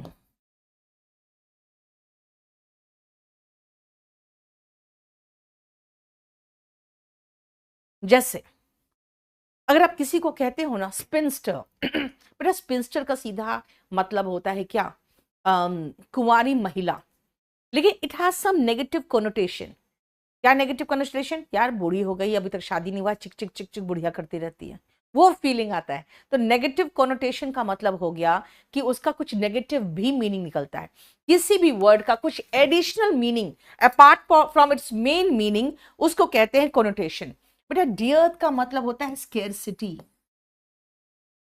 डियर्थ का मतलब स्केर्सिटी यानी कमी हो गया, ठीक है। और जो क्वेरी होते हैं ना, जहां पर खुदाई करके सैंडस्टोन वगैरह निकाले जाते हैं, ठीक है ना, place dug to take out sandstone itself, etc.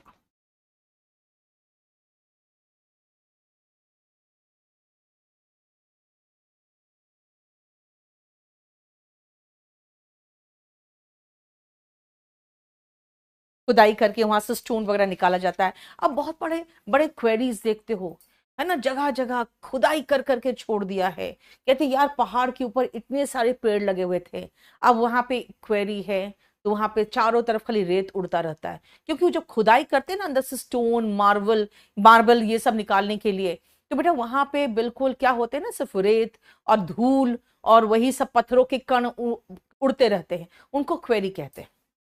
ठीक है, नेक्स्ट आओ, she was upset seeing the scattered documents. बेटा स्कैटर्ड का मतलब होता है बिखरा हुआ, स्कैटर मतलब बिखेरना होता है, स्कैटर्ड बिखरा हुआ। एंटोनिम चाहिए, गैदर्ड होगा। बेटा पेरिश जो होते हैं वो गायब हो जाते हैं, डिसअपियर।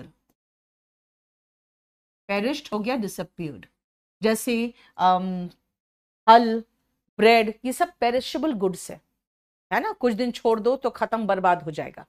नेक्स्ट, डिसिपेट का मतलब भी होता है सेम, स्कैटर्ड और डिसिपेट। आप कह सकते हो डिसिपेट स्कैटर्ड का सिनोनिम है। फिफ्थ में याद रखिएगा, डिसिपेट जो है ना वो स्कैटर्ड का सिनोनिम होता है। ठीक है, डिसिपेट भी वही सेम चीज कहोगे कि ये पेरिशेबल गुड में ही आएगा। तो आप डिसिपेट एक्चुअली लगा सकते हो पेरिश में, क्योंकि डिसिपेट का मतलब ये होता है धीरे धीरे खत्म हो जाना, जब तक कि वो खत्म ना हो जाए। वैसे स्प्रिंकल होता है बेटा छिड़कना।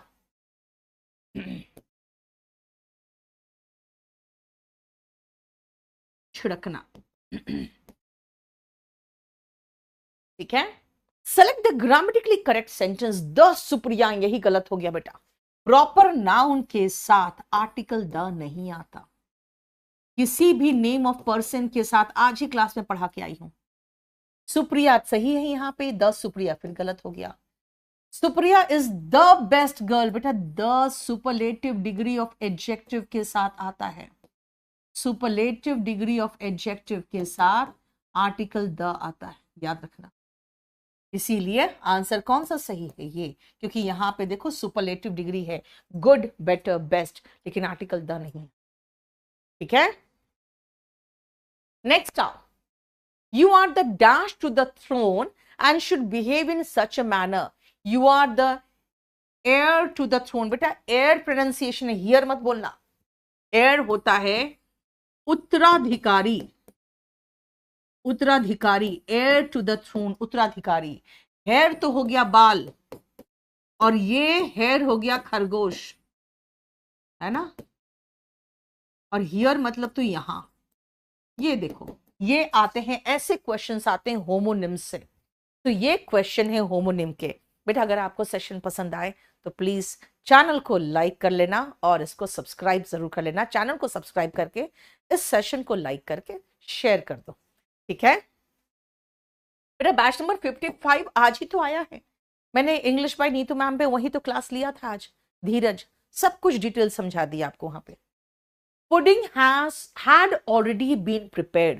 बेटा जैसे आपने had plus been plus V3 देखा, आपको समझ में आ गया पैसिव वॉइस है, और ऐसे भी लिया हुआ है, यहां पे दिया हुआ है कि आपको एक्टिव वॉइस बनाना है। had been V3 किसका होता है? had प्लस V3 का होता है। had plus V3, had plus V3, और कहीं भी नहीं है। मार्क करो, आगे बढ़ो, है ना।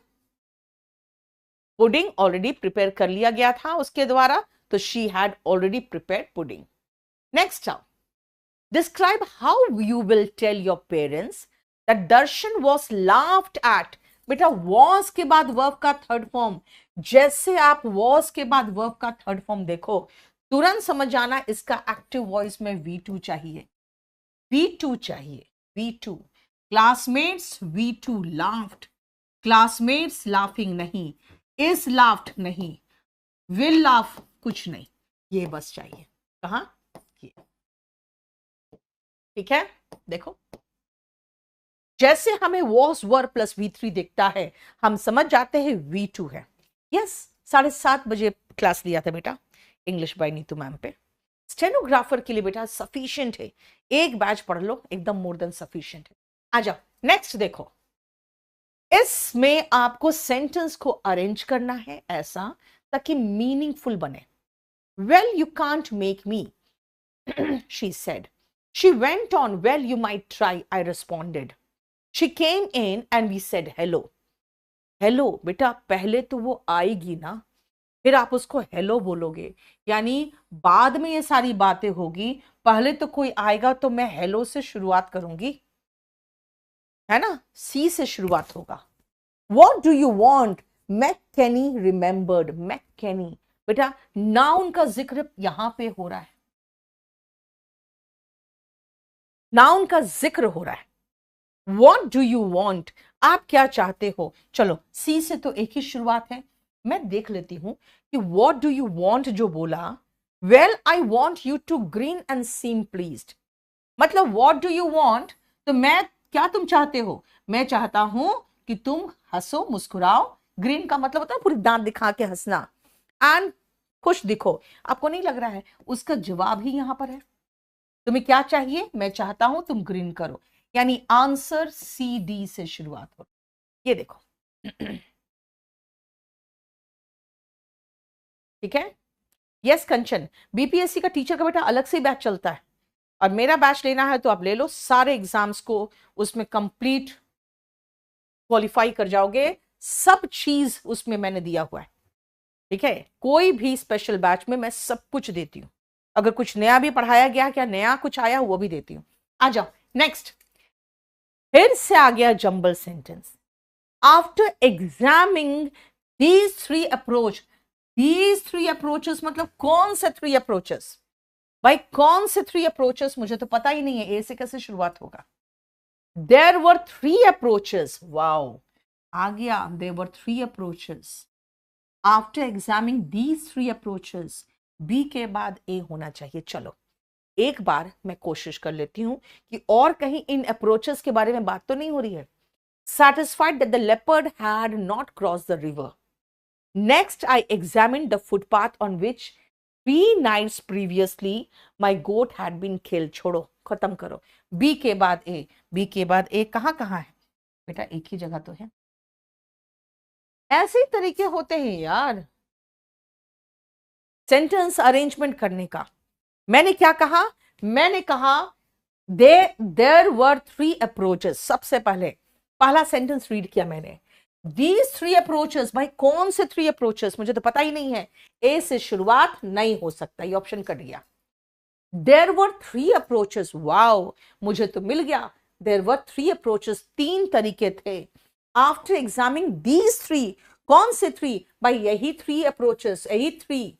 कौन से थ्री? यही थ्री। इसका मतलब हो गया बी के बाद ए आएगा, बी के बाद ए, एक ही में मुझे दिख रहा है, खत्म मामला।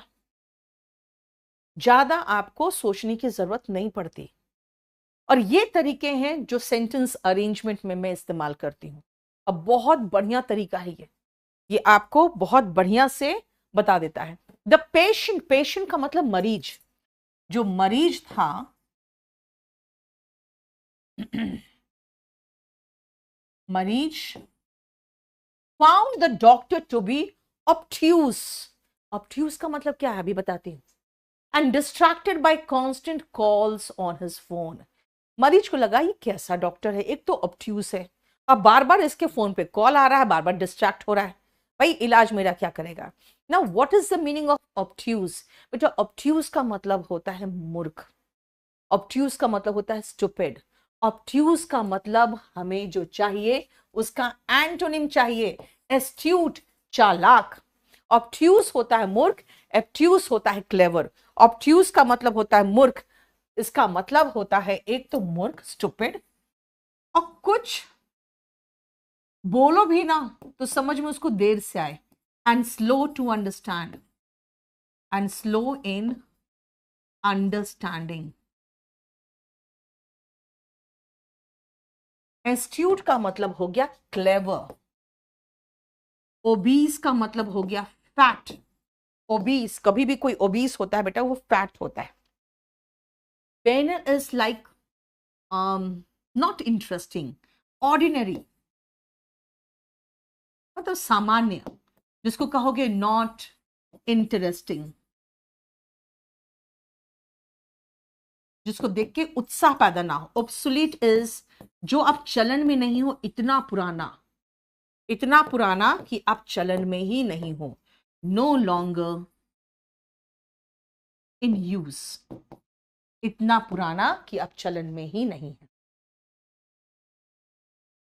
स्पोकन का कोर्स पढ़ रहे हो, काफी अच्छा लग रहा है. थैंक यू सो मच बेटा, थोड़ी स्ट्रांग हो गई है. Okay, thank you so much बेटा. मैं आपको एकदम काम की चीज पढ़ाती हूँ. स्पोकन पढ़ाऊंगी तो स्पोकन के लेवल का, उसमें ये सब चीज नहीं घुसाऊंगी.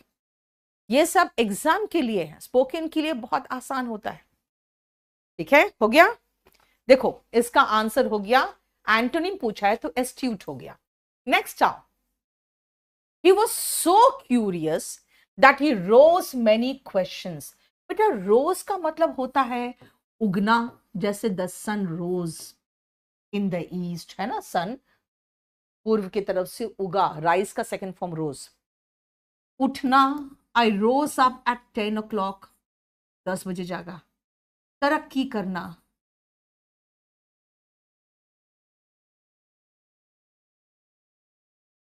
May you rise in your life, rise का सेकंड फॉर्म रोज.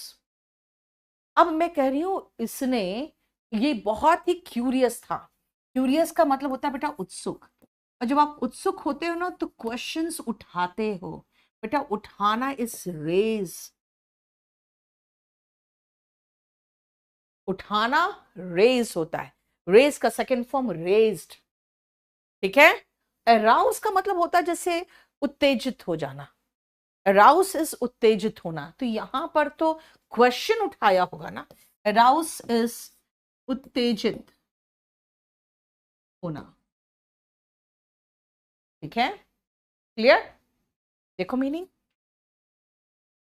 और मैंने आपको पढ़ाया हुआ है rise, rose, risen, raise, raised, raise, arise, arose, arisen. आपको वर्ब देख लेना एक बार.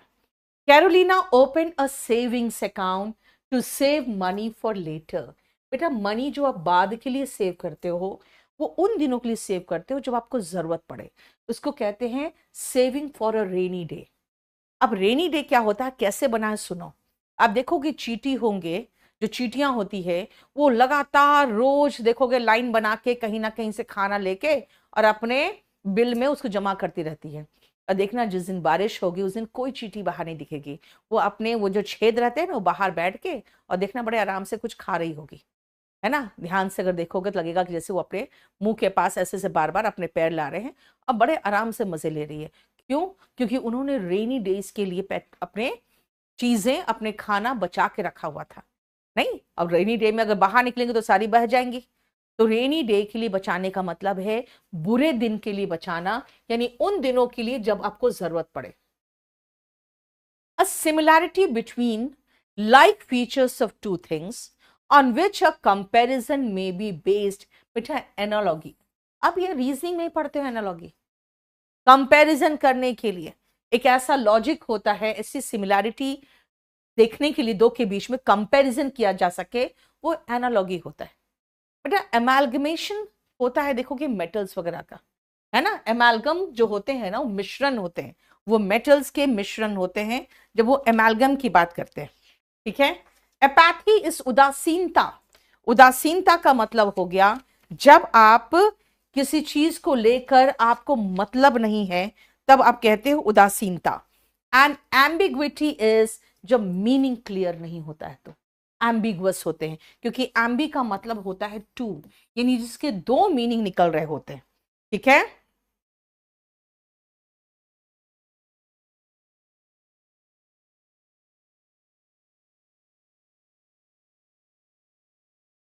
कोई चीज को मिक्स किया जाता है उसका एमालगम बनाने के लिए.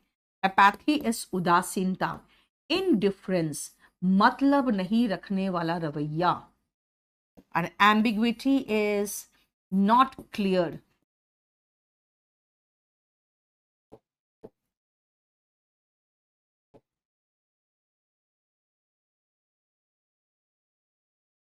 विच में हैव टू मीनिंग्स, इसलिए समझ में नहीं आ रहा क्या बोलना चाह रहे हैं। पुष्कर बेटा, हम लोग कोशिश तो करते हैं कि आपको बेस्ट क्वालिटी कम फीस में प्रोवाइड करें। चलो नेक्स्ट आओ।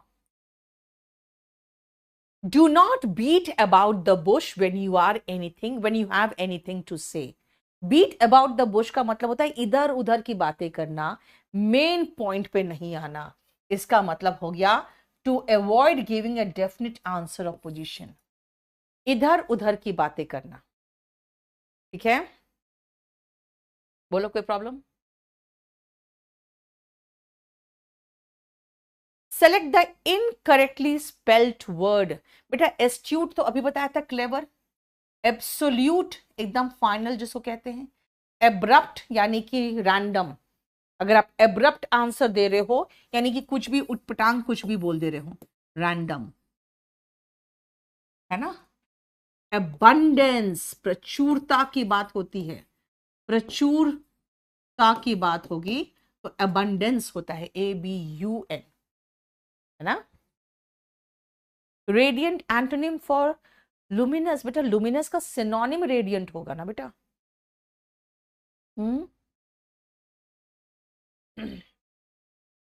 The money paid to former wife, husband or partner when marriage is ended, alimony।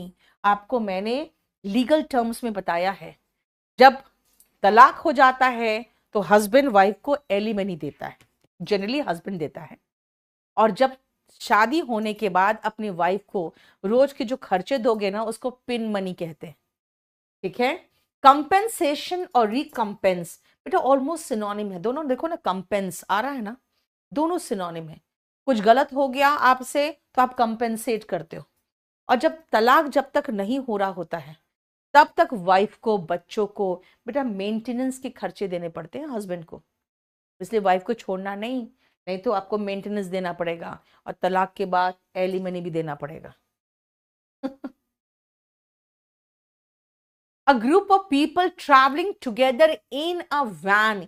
याद रखना बेटा, वैन में कैरावैन जाते हैं। अब कैरावैन वर्ड कहां से बना है जानते हो? ये वर्ड बना है कारवां से। हिंदी में कारवां, जब आप सुनोगे ना कारवां तो आपको महसूस होगा ढेर सारी गाड़ियां। और पुराने जमाने में अगर देखोगे तो बैलगाड़ियां चल रही है, सामान लदे हुए हैं, ऊंट चल रहे हैं, है ना। तो अब तो बैलगाड़ी और ऊंट तो है नहीं, तो क्या है, तो कोई जिप्सी में, गाड़ियों में, है ना, ट्रैक्टर में जो चल रहे हैं एक साथ, वो कारवां होते हैं। देखते हो जब ये जो आते हैं किसान दिल्ली घेरने के लिए, जब भी किसान का आंदोलन होता है तो उनका कारवां चलता है, तो उनके क्या चलते हैं, उनके ट्रैक्टर्स चलते हैं, गाड़ियां चलती है। तो वैन में कारवां चलता है, कैरावैन याद रखना। ठीक है बेटा, जिप्सीज जो होते हैं ना, ये ऐसे लोग होते हैं जो वॉन्डर करते हैं वन प्लेस टू अनदर। ये एक तरह का ट्राइब है।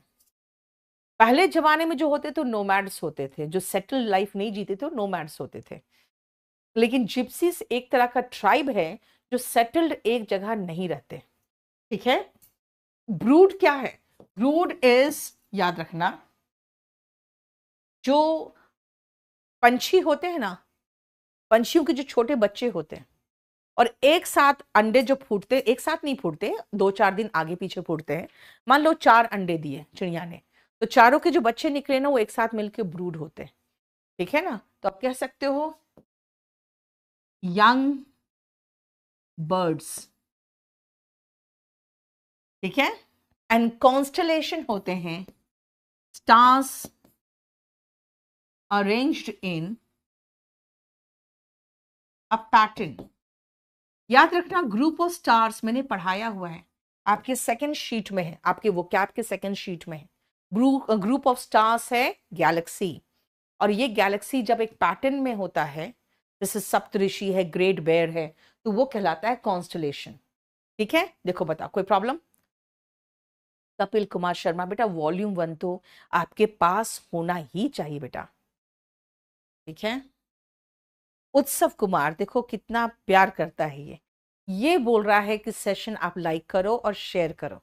देखो ये कनेक्शन होना चाहिए, दिल से दिल का कनेक्शन। नहीं, नेक्स्ट आओ।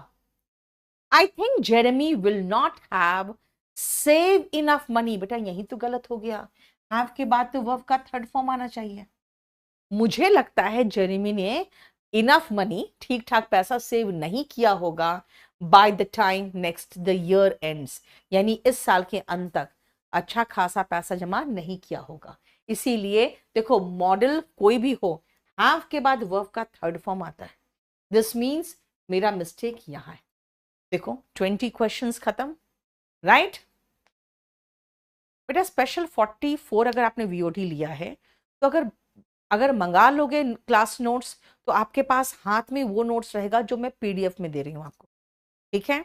प्लस मैं जब पढ़ाती हूँ ना तो मैं अपडेट करते रहती हूँ अपने आप को, कुछ एक्स्ट्रा चीजें होंगी वो आप किताब में ही लिख लोगे तो आपको फिर नोट्स बनाने की जरूरत नहीं पड़ेगी। अब आओ, पूछ रहे हो क्लोज टेस्ट कैसे बनाए।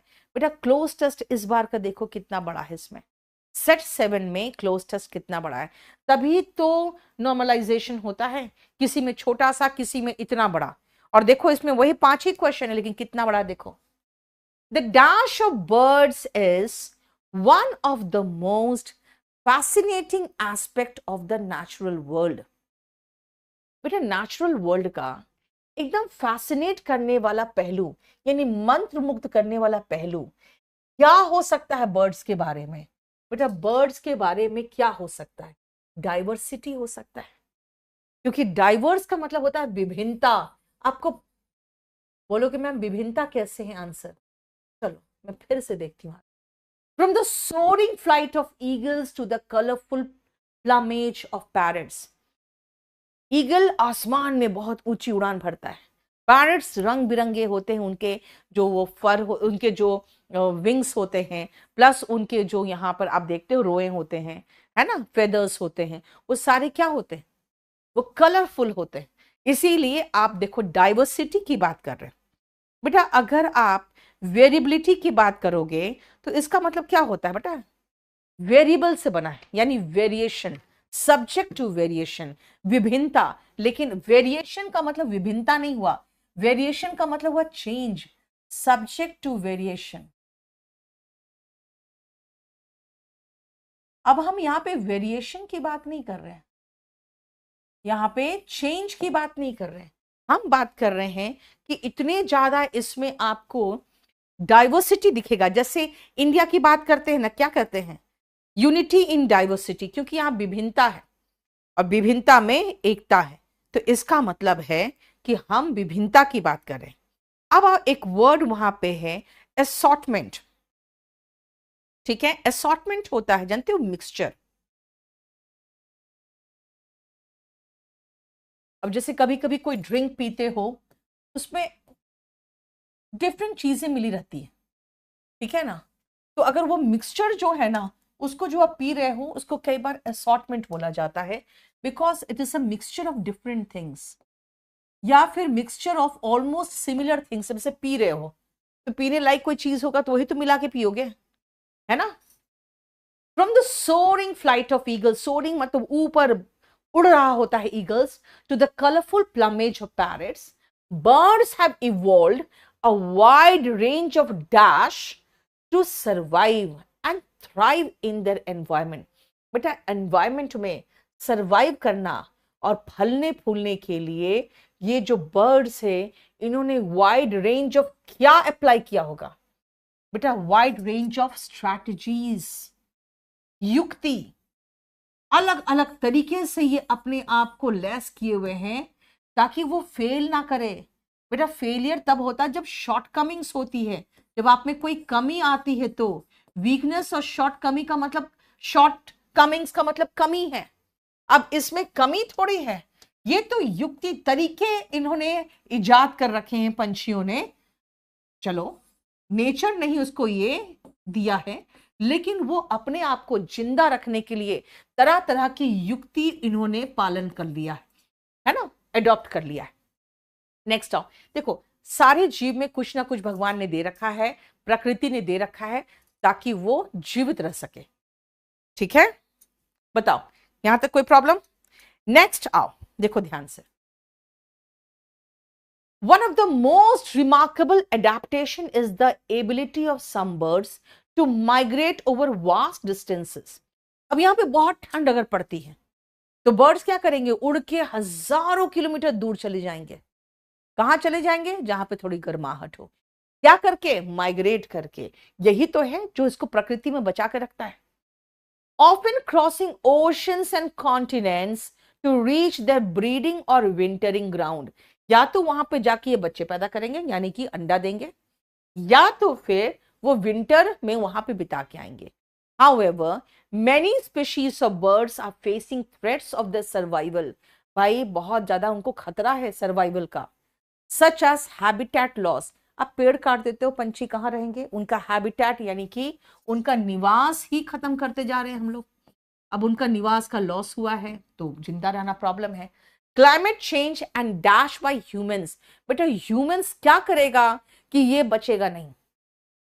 ह्यूमंस एक्सप्लॉइट करते हैं बेटा, तभी नहीं बच रहे हैं ना पंछी। अगर ह्यूमन उनको सेफ गार्ड करते, उनको बचाते, प्रिजर्व करते यानी सुरक्षित रखते, माइग्रेशन तो ह्यूमन बींग्स का माइग्रेशन की तो बात ही नहीं हो रही है, तो हम लोग उसको एक्सप्लॉइट कर रहे हैं यानी उत्पीड़न कर रहे हैं, जिसके कारण ये खत्म हो रहे हैं।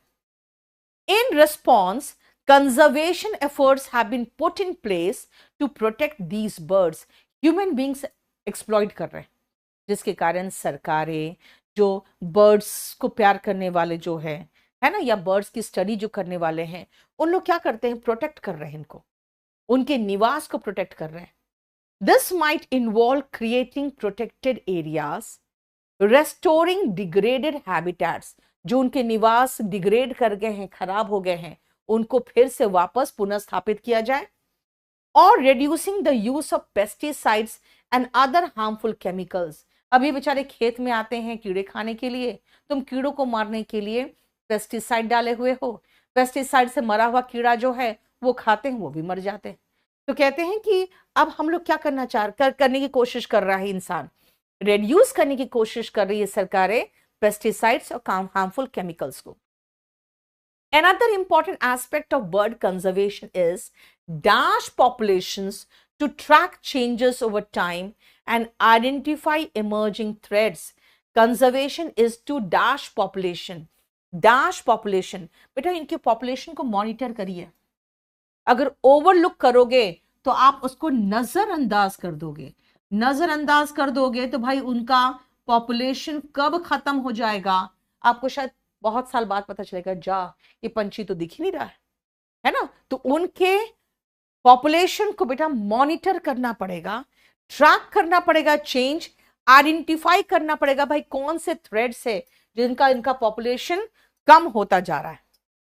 ठीक है, this can be done through citizen science program और through more intensive efforts led by conservation organisations.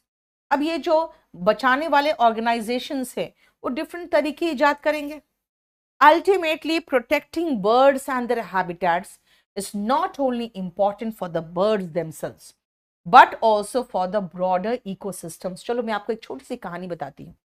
China में एक बार वहां के जो राजा थे उन्होंने महसूस किया, बहुत साल पहले की बात है, कि शायद इसीलिए हमें फूड क्राइसिस हो रहा है, क्योंकि ये जो इतने गोरैये होते हैं ना, ये सारे चुग के चले जाते हैं दाने। तो उन्होंने कहा सारे गोरैयों को मार दो, इससे क्या होगा कि हमारा जो फूड है गोरैया खा के नहीं जाएगी। उस समय इतिहास का सबसे बड़ा अकाल पड़ा था। कहाँ पे? चाइना में। क्यों पड़ा था अकाल? उसका रीजन यही था कि भाई गोरैये उन कीट को खाते हैं, उन इंसेक्ट्स को खाते हैं जो आपके क्रॉप्स को खत्म कर रहे थे। तो उस साल सारे गोरैये खत्म, तो सारे कीट आराम से जम के उन्होंने सत्यानाश फैलाया था। ठीक है, और सबसे बड़ा अकाल चीन के इतिहास में पड़ा था।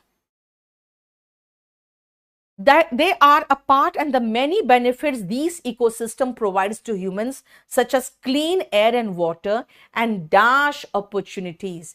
कैसा opportunities बताओ तो बेटा, किस तरह का opportunities आपको प्रोवाइड करता है? आप देखो, खुद सोचो बेटा। आर्डुअस और स्ट्रेनस का मतलब होता है जिसमें काफी मेहनत की जरूरत हो, मेहनत भरा। और वर्क प्लेस अपॉर्चुनिटीज बेटा, क्लीन एयर एंड वाटर के साथ साथ पंछी को देखकर हम खुश भी होते हैं, है ना। पंछी को देख के हमें अच्छा भी लगता है और वो हमारा मनोरंजन भी करते हैं, रिक्रिएशनल।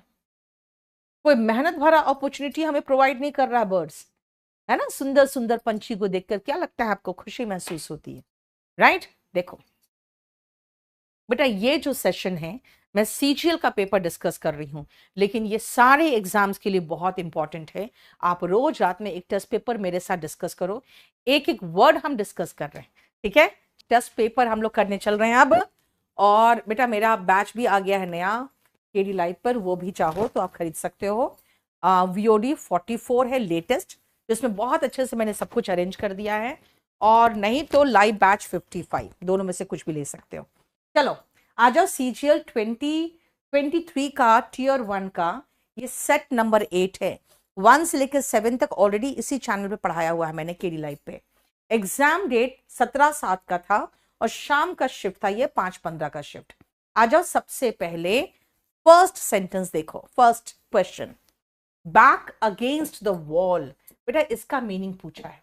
अब आप खुद सोचो, जब आप कभी देखोगे पिक्चर वगैरह में कि कोई व्यक्ति एकदम किनारे उसको ढकेल दिया गया है, चाकू दिखाया जा रहा है और वो पीछे हटता हटता हटता हटता लास्ट में वॉल से एकदम चिपक गया, इसका मतलब ऐसे सिचुएशन में है जिस सिचुएशन से बचना उसके लिए मुश्किल हो रहा है, क्योंकि और पीछे कहां घुसेगा वॉल में, नहीं। इसका मतलब है be in a difficult situation from where escape is difficult. बेटा खुद सोचो, आपको समझ में आएगा कि अगर आपको ढकेल के कोई वॉल तक पहुंचा दिया, उसके बाद कहां जाओगे आप। ईडियम का मतलब कई बार ऐसे सोच के भी सही रहेगा। बेटा इसका प्लेलिस्ट में बनवा दूंगी। His house was filthy with papers and eatables strewn everywhere। अब देखते हो आपके रूम्स ही कैसे गंदे से रहते हैं, कुछ पेपर इधर फेंके रहते हो, खाने पीने की चीजें उधर उधर फेंके रहते हो। स्ट्रून मतलब बिखरा हुआ, है ना। स्ट्रून का मतलब बिखरा हुआ। अब फिल्दी का मतलब क्या होगा, ऑफ कोर्स गंदा। अब गंदा का क्या पूछा है, एंटोनिम, क्लीन होगा। बैरन का मतलब तो बंजर होता है। इंटीग्रल का मतलब होता है वेरी इंपॉर्टेंट, वेरी नेसेसरी। अगर मैं कहूं इंटीग्रल पार्ट है, इसका मतलब है इसके बिना ये है ही नहीं कुछ। डिग्निफाइड का मतलब होता है सभ्य, डिग्निफाइड यानी कि सम्मानजनक।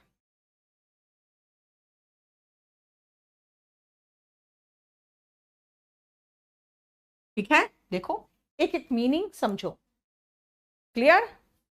नेक्स्ट आओ, select the option that expresses the sentence in passive voice। She is laughing at me, वो मुझ पर हंस रही है।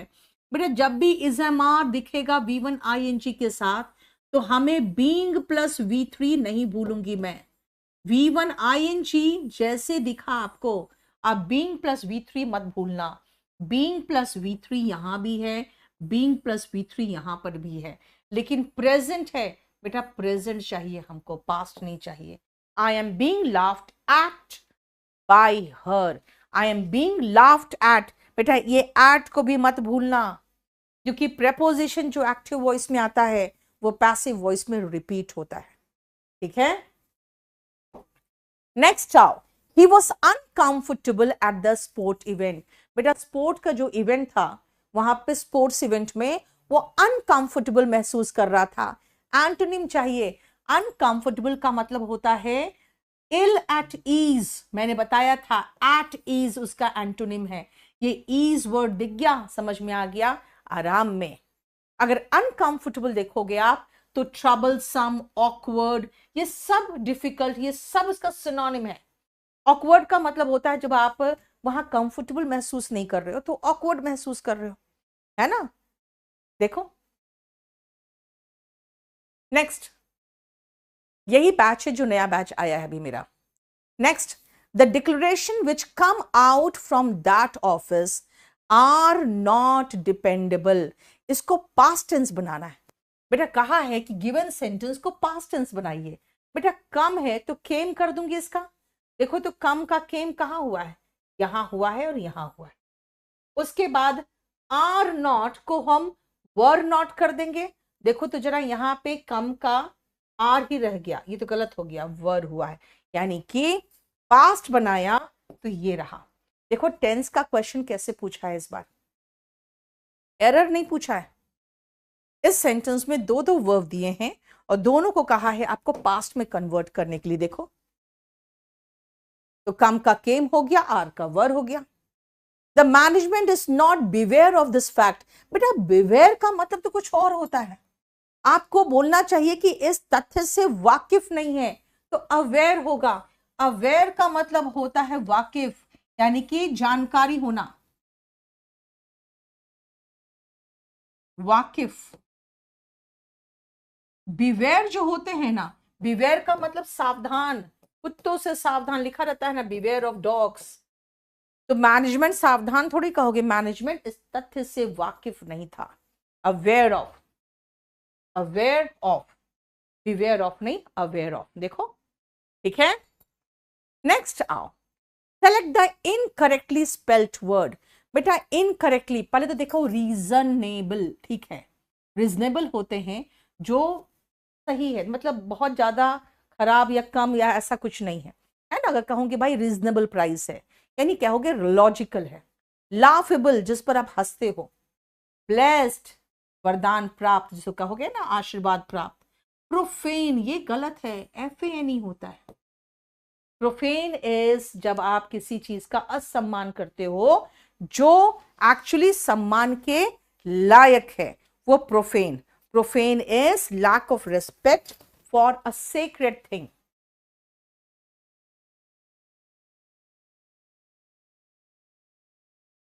Lack of respect for a पवित्र चीज, सेक्रेड थिंग। आपने ब्लास्फेमी के सिनोनिम में ये पढ़ा होगा, ठीक है। नेक्स्ट आओ, सेलेक्ट द ऑप्शन जो वन वर्ड से सब्सटीट्यूट कर सके इसको। A detail description of a series of real और फिक्शनल। फिक्शनल का मतलब होता है बेटा मनगढ़ंत events taking place over a long period of time. बेटा जब किसी का कहानी या सुनाते हो ना, या तो मनगढ़ंत हो या तो रियल हो, उसकी इंग्लिश होती है सागा। विटनेस का मतलब तो गवाह होता है। जर्नल तो कोई तरह का मैगजीन वगैरह होता है, जो पीरियोडिकल्स होते हैं ना, मैगजीन इत्यादि। और केस स्टडी जब किसी का केस को प्रॉपर स्टडी किया जाता है, चाहे वो डॉक्टर करते हैं या लॉयर करते हैं, वो केस स्टडी होता है। यहां सागा होगा क्योंकि किस्सा कहानी की बात हो रही है। देखो next, a person who compiles a dictionary. बेटा डिक्शनरी लिखा नहीं जाता है, सारा डिक्शनरी जो जो है ना मिला के एक बढ़िया डिक्शनरी बना दिया जाता है। जो कंपाइल करता है वो होता है लेक्सिकोग्राफर। लेक्सिकोग्राफर इसका मतलब होता है डिक्शनरी बनाने वाले। बेटा प्लेजियरिस्ट होते हैं ना, जो साहित्य की दूसरों की लिटरेचर को चोरी करते। One who steels others literary work, साहित्य चोरी करने वाले, है ना। कितने ऐसे प्लेजरिस्ट हैं जो मेरी किताबों का चोरी कर करके बेच रहे हैं यार। आइकनोक्लास्ट इसको कहते हैं जो सामाजिक नियमों को नहीं मानते। वन हु, और ये सारे वोकैबुलरी इंपॉर्टेंट है, याद रखना। Who does not follow social norms, सामाजिक नियमों को नहीं मानते। ये आपको कराया है मैंने, बोहेमियन, आइकनोक्लास्ट, हेट्रोडॉक्स, मेवरिक, बिब्लियोफिल। बेटा फिल वर्ड जहां देखोगे ना, समझ जाना लव होते हैं। तो ऐसे व्यक्ति जो बुक्स से प्यार करते हैं, लवर ऑफ बुक्स। जब बहुत ज्यादा हो जाते हो आप तो बुक वॉर्म कहलाते हो, है ना। दिन भर किताबी कीड़ा बन के बैठे रहते हो। देखो क्लियर। बेटा इस सेशन को प्लीज शेयर कर दो, इस चैनल को सब्सक्राइब कर दो, क्योंकि बहुत मेहनत से मैं पढ़ा रही हूँ। 9:30 से 10:30 मैंने इंग्लिश बाय नीतू मैम पे 1 घंटा क्लास लिया है गोल्डन रूल्स का, और आज वहां पे गोल्डन रूल्स की क्लास मैंने शुरू की है। 1 घंटा रोज पढ़ाऊंगी, बशर्ते आप लोग उस सेशन को लाइक करो, उस चैनल को सब्सक्राइब करो। तो चलो नेक्स्ट आओ। The tribe had no access to modern technology और रिसोर्सेज। जो वो ट्राइब था, जैसे कहते हैं ना किसी जनजाति के लोग, ना उनके पास मॉडर्न टेक्नोलॉजी था, ना मॉडर्न टेक्नोलॉजी तक उनकी पहुंच थी, और ना ही कोई संसाधन था। And had to rely on primitive tools, और बहुत प्रिमिटिव यानी बहुत ही आदिकाल के जो टूल्स थे उन पर वो निर्भर करते थे। एंड टेक्निक्स फॉर सर्वाइवल, जिंदा रहने के लिए आदिकाल के प्रिमिटिव टूल्स पर वो निर्भर रहते थे। अब देखो एंटोनिम पूछा है सफिस्टिकेटेड का। बेटा सफिस्टिकेटेड का एंटोनिम तो डिस्कशन में मैंने बता दिया, प्रिमिटिव। सफिस्टिकेटेड यानी कि बहुत ही बढ़िया लेटेस्ट जो होते हैं, है ना, उसका उल्टा क्या होगा? प्रिमिटिव होगा। देखो, है ना। अब सफिस्टिकेटेड का अगर सिनोनिम पूछता तो यहां पर सिर्फ एक ही है, मॉडर्न। बेटा बुक वर्म, WORM है, कीड़ा की बात हो रही थी। अब हमें विजिलेंट का सिनोनिम चाहिए। द बर्गलर, बर्गलर का मतलब होता है बेटा थीफ। बर्गलर जो होते हैं ना, चुपके से किसी के घर में घुस के, सेंधमारी करके घुस के, चोरी करने के इरादे से जो घुसते हैं। वॉज वेरी कॉशियस, कॉशियस का मतलब होता है बेटा सचेत। विजिलेंट और कॉशियस दोनों का मतलब होता है सचेत। सिनोनिम मिल गया मुझे। So he avoided the security perfectly as they didn't find any proof. कोई सबूत ही नहीं था, है ना। सिक्योरिटी हो गया जो आपके सेफ्टी के लिए रहते हैं, और प्रूफ का मतलब सबूत, है ना। क्लियर। नेक्स्ट आओ। Sonali is bubbly and careless. बेटा यहां पे हमें एफोवेसेंट का एंटोनिम पूछा है। In comparison to her sister Mitali's, subdue nature. बेटा बबली का सिनोनिम एफोवेसेंट है, सिनोनिम, और एंटोनिम सबड्यूड। ऐसे कहो ना, दब्बू, सबड्यूड यानी कि शांत रहती है। सो बबली एंड एफोवेसेंट दोनों का मतलब है एकदम उत्साह से भरा हुआ, full of energy and Joy. ठीक है। और सबड्यूड होते हैं जो थोड़ा अपने जो फीलिंग्स है ना उसको कंट्रोल रखते हैं। बेटा एफोवेसेंट का एंटोनिम सबड्यूड है। देखो, ठीक है। सिनोनिम पूछता तो बबली मार्क करते। नेक्स्ट आओ। Synonym of the underlined word. बेटा इतना लंबा चौड़ा पढ़ने से पहले मैं जरा देख लूं कि इंटरलिंक्ड क्या होता है। बेटा इंटर का मतलब हो गया दो के बीच में, लिंक्ड मतलब जुड़ा हुआ। तो इंटरलिंक्ड का सिनोनिम पूछा है। इंटरलिंक्ड का सिनोनिम तो इंटरलेस्ड होगा। पता है इंटरलेस्ड क्या होता है? वो भी आपस में जुड़े होते इस तरह से, ऐसे ऐसे बुने टाइप के, जैसे नहीं होते इंटरट्वाइंड जिसको कहोगे वो। तो इसका मतलब है मेरा सिनोनिम तो मिल गया। चलो मैं पूरा नहीं भी पढ़ूंगी तब भी मिल जाएगा।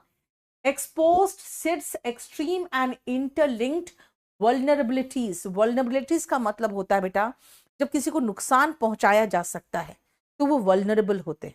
यानी इंटरलिंक्ड का मतलब हो गया जो इंटरट्वाइंड था, यानी एक दूसरे से जुड़े हुए। अगर पूरा पढ़ना है तो भी मैं पढ़ के समझा दूं। द केस ऑफ वेनुआता, वेनुआतू, पता नहीं कहाँ है, कौन जगह है ये, इन 2020 is a clear example of the constant and complex challenges faced by seeds. ये जो कॉन्स्टेंट और कॉम्प्लेक्स चैलेंजेस है सिड्स के द्वारा फेस किया हुआ, इसका एग्जाम्पल है जो केस हुआ था वनुआतू में। It shows how SIDS are dealing with multiple crises at the same time and how COVID-19 has particularly exposed SIDS extreme and interlinked vulnerabilities. Interlinked का मतलब हो गया interlaced, कहा है ये बताता है कि SIDS कैसे डील कर रहा है मल्टीपल क्राइसिस से, बहुत सारी परेशानियों से। देखो क्राइसिस का सिंगुलर फॉर्म का प्लूरल बनाया तो ES कर दिया है, IS को, और साथ ही साथ उसी समय कोविड-19 कैसे पर्टिकुलरली इसको एक्सपोज कर दिया है कि इसके कितने आराम से इसको नुकसान पहुंचाया जा सकता है। और एक्सट्रीम एंड इंटरलिंक्ड मतलब आपस में लिंक्ड, इंटरलेस्ड हुआ, है ना। और हमें इतना पढ़ने की जरूरत भी नहीं थी बेटा, इंटरलिंक्ड का एक ही सिनोनिम था। हैरेंग का मतलब क्या होता है बेटा? हैरेंग वो स्पीच होता है जो आपको लगे भाई एकदम हरास करने के लिए किसी को दिया जा रहा है। हरास मतलब गुस्से में किसी को अगर डांटोगे तो वो हरास ही तो होगा, है ना। तो harangue is a lengthy and aggressive speech. Aggressive होता है गुस्से में भरा हुआ। नेक्स्ट आओ, the river flowing under the bridge. Flowing को क्या करना है? मोस्ट अप्रोप्रिएट ऑप्शन चुनना है आपको। बेटा रिवर जो है वो अंडर द ब्रिज फ्लो करता है ना, किसी रिवर की बात हो रही है। और वो रिवर अभी फ्लो कर रहा थोड़ी बताओगे, कहोगे उस ब्रिज के नीचे से रिवर निकलता है, फ्लोज अंडर द ब्रिज होगा। देखो टेंस सही करना पड़ेगा आपको। ये मेरा बैच नंबर 44 है। उसके साथ आपको पता है रीजनिंग, मैथ्स, इंग्लिश, जीएस सब कुछ आपको वीओडी बैच सिर्फ 2500 में मिल जाएगा। लो आराम से पढ़ो। They have disposed all the old books. बेटा डिस्पोज के साथ प्रेपोजिशन ओ एफ आता है, याद रखना। डिस्पोज के साथ ओ डबल एफ नहीं आता। इसका मतलब होता है छुटकारा पाना, गेट रिड ऑफ, छुटकारा पाना। नेक्स्ट आओ, टू प्राइम द पंप। इसका मतलब क्या होता है? कोई भी चीज को ग्रोथ को एनकरेज करना, किसी चीज के ग्रोथ को एनकरेज करना कि और फले फूले, that is to prime the pump. ठीक है, ईडियम है, याद रखना। ये पहली बार इस बार एग्जाम में आया है पूरे एसएससी में। Last bench students are mysterious. Spelling wrong है मिस्टीरियस का। इनकरेक्टली स्पेल्ड वर्ड जो है आपको उसको सही करना है। मिस्टीरियस ये होगा स्पेलिंग। मिस्टीरियस का मतलब होता है रहस्यमयी, व्यवहार से कुछ रहस्यमयी था। ठीक है, नेक्स्ट आओ, select the grammatically correct statement. जो ग्रामेटिकली करेक्ट है इसमें देखो तो कौन है? It is a old uniform, गलत हो गया है ना। इट इज ओल्ड यूनिफॉर्म भी गलत है। It is the old uniform but memorable thing for me. It is an old uniform, ये सही कि ये एक ओल्ड यूनिफॉर्म है लेकिन मेरी कई यादें इससे जुड़ी हुई है, यानी कि डी सही है। और देखो डी फर्स्ट में है, डी डी में नहीं है, ये भी ध्यान रखना आपको। नेक्स्ट आओ, द ऑडियंस लव्ड। जैसे देखा वर्ब का सेकेंड फॉर्म, हम वॉज वर प्लस V3 ढूंढेंगे। Was were plus V3। The performance, her performance was loved by the audience. Her performance है ना बेटा, हर परफॉर्मेंस से द परफॉर्मेंस नहीं है, ये होगा। ठीक है, अब आ जाओ क्लोज टेस्ट। देखो जरा ध्यान से, कल के क्लोज टेस्ट थोड़ा बड़ा था, आज का क्लोज टेस्ट उतना लंबा नहीं है। फटाफट इस सेशन को बेटा शेयर कर दो। और आप लोग इस जो हम अभी सेशन ले रहे हैं उसको भी लाइक नहीं किए हो, जस्ट इमेजिन करो। हाँ मतलब जितने लोग देख रहे हो उतने भी लाइक नहीं इसमें, बताओ। Redwing had read dash that's one of his favorite writers. Ernest Hemingway had been asked what was the best dash for a novelist. Redwing had read somewhere, कहीं वो उसने पढ़ रखा था, that one of his favorite writers, कि उसकी जो favorite writers है ना Ernest Hemingway had been asked, उससे पूछा गया था एक बार, what was the best dash for a novelist? What was the best dash for a novelist? क्या होगा जरा बताना। मानूंगी खुशबीर तुमको, दुष्ट बच्चा, रोज यही कहता रहता है, आपके पीछे कुछ लगा है। जल्दी बताओ 22 में क्या होगा, जल्दी से बताना। हाँ, एक नॉवलिस्ट के लिए सबसे अच्छा बेटा मेडिकेशन तो इलाज होता है। मेडिकेशन मतलब मेडिसिन से रिलेटेड है। हाँ, एक नॉवलिस्ट के लिए सबसे अच्छा ट्रेनिंग क्या होगा? He had said an unhappy childhood, बोला कि अगर नॉवेलिस्ट का चाइल्डहुड अनहैप्पी होगा ना तो उसके राइटिंग में बहुत ज्यादा खिल के उभर के निकलेगा। अब सोचो कितना गंदी बात है कि अच्छे नॉवेलिस्ट बनने के लिए ट्रेनिंग क्या चाहिए, तो ट्रेनिंग होना चाहिए unhappy childhood. Redwing had enjoyed a fine time growing up. अब रेडविंग का सोचना था भाई मेरा तो बचपन बहुत शानदार बीता है, but he dash if the whole dash was unfolding more like a novel, but he dash, but he wondered, लेकिन उससे लगा कि क्या if the whole dash, if the whole dash, क्या बताओ, एग्जास्परेशन का मतलब होता है परेशानी, ठीक है ना। अब बताओ क्या होगा, जल्दी बोलो। पता नहीं क्या होगा, मुझे नहीं पता, मुझे देखना पड़ेगा। Was unfolding more like a novel and would be dash on one person and would be based on, beta on इसलिए based on one character, the guy in charge, him, the guy in charge। बेटा guy in charge क्या होगा? हाँ, guy in charge, कोई in charge किस चीज का हो सकता है बेटा? किसी एक्सपेडिशन का इंचार्ज हो सकता है, किसी तरह के खोज में जा रहे हो, उस एक्सपेडिशन का इंचार्ज तुम हो सकते हो। Maybe you got a happy childhood and then an unhappy adulthood. हो सकता है आपकी चाइल्डहुड बहुत अच्छी हो, लेकिन अनहैप्पी आपका ऊपर जब बड़े हो जाओगे तो वो अनहैप्पी हो जाए, and that's how novels worked. और हो सकता है इस तरह से नॉवेल वर्क करता हो, या तो अनहैप्पी चाइल्डहुड हो या तो अनहैप्पी एडल्टहुड हो। अब देखो मुझे तो कोई भी नहीं लग रहा था, लेकिन इन चार्ज देखा ना तो मुझे लगा यार ये जरूर किसी एक्सपेडिशन की बात कर रहा होगा जिसका इंचार्ज होगा, क्योंकि एक्सपेक्टेशन उम्मीद है, एग्जास्पिरेशन होता है जब आप परेशान हो जाते हो, है ना, वो एग्जास्पिरेशन होता है, जिसका मैंने सिनोनिम लिखवाया हुआ है वेक्स्ड, एग्जास्परेटेड, है ना, एनॉयड, ये सब होते हैं। तो आप देखो ध्यान से, रेडविंग ने कहीं पढ़ रखा था कि उनका जो फेवरेट राइटर था अर्नेस्ट हेमिंगवे, उन्होंने कहा था, उनसे पूछा गया था कि बेस्ट ट्रेनिंग नॉवेलिस्ट के लिए क्या होगा। उसने कहा था उसका चाइल्डहुड अनहैप्पी हो तो बढ़िया रहेगा, वो बढ़िया नॉवेलिस्ट बनेगा।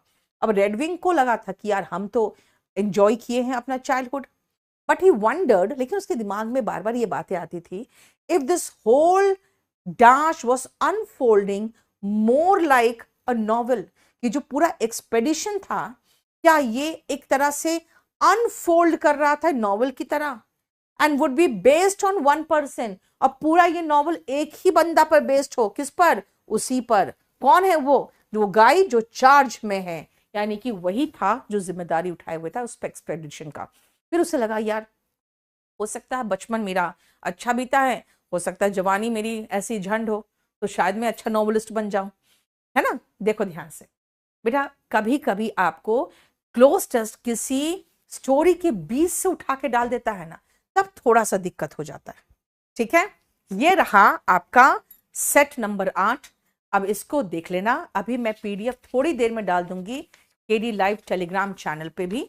और आज मेरा जो क्लास मैंने लिया है golden rules by Neetu Singh, रोज 9:30 से 10:30 चलेगा YouTube channel English by Neetu ma'am पर, ठीक है। चलो thank you so much, good night. कल मुलाकात होगी आपकी 2 जगह पे, मेरे चैनल पे भी और केडी लाइव चैनल पर भी। Thank you so much, bye.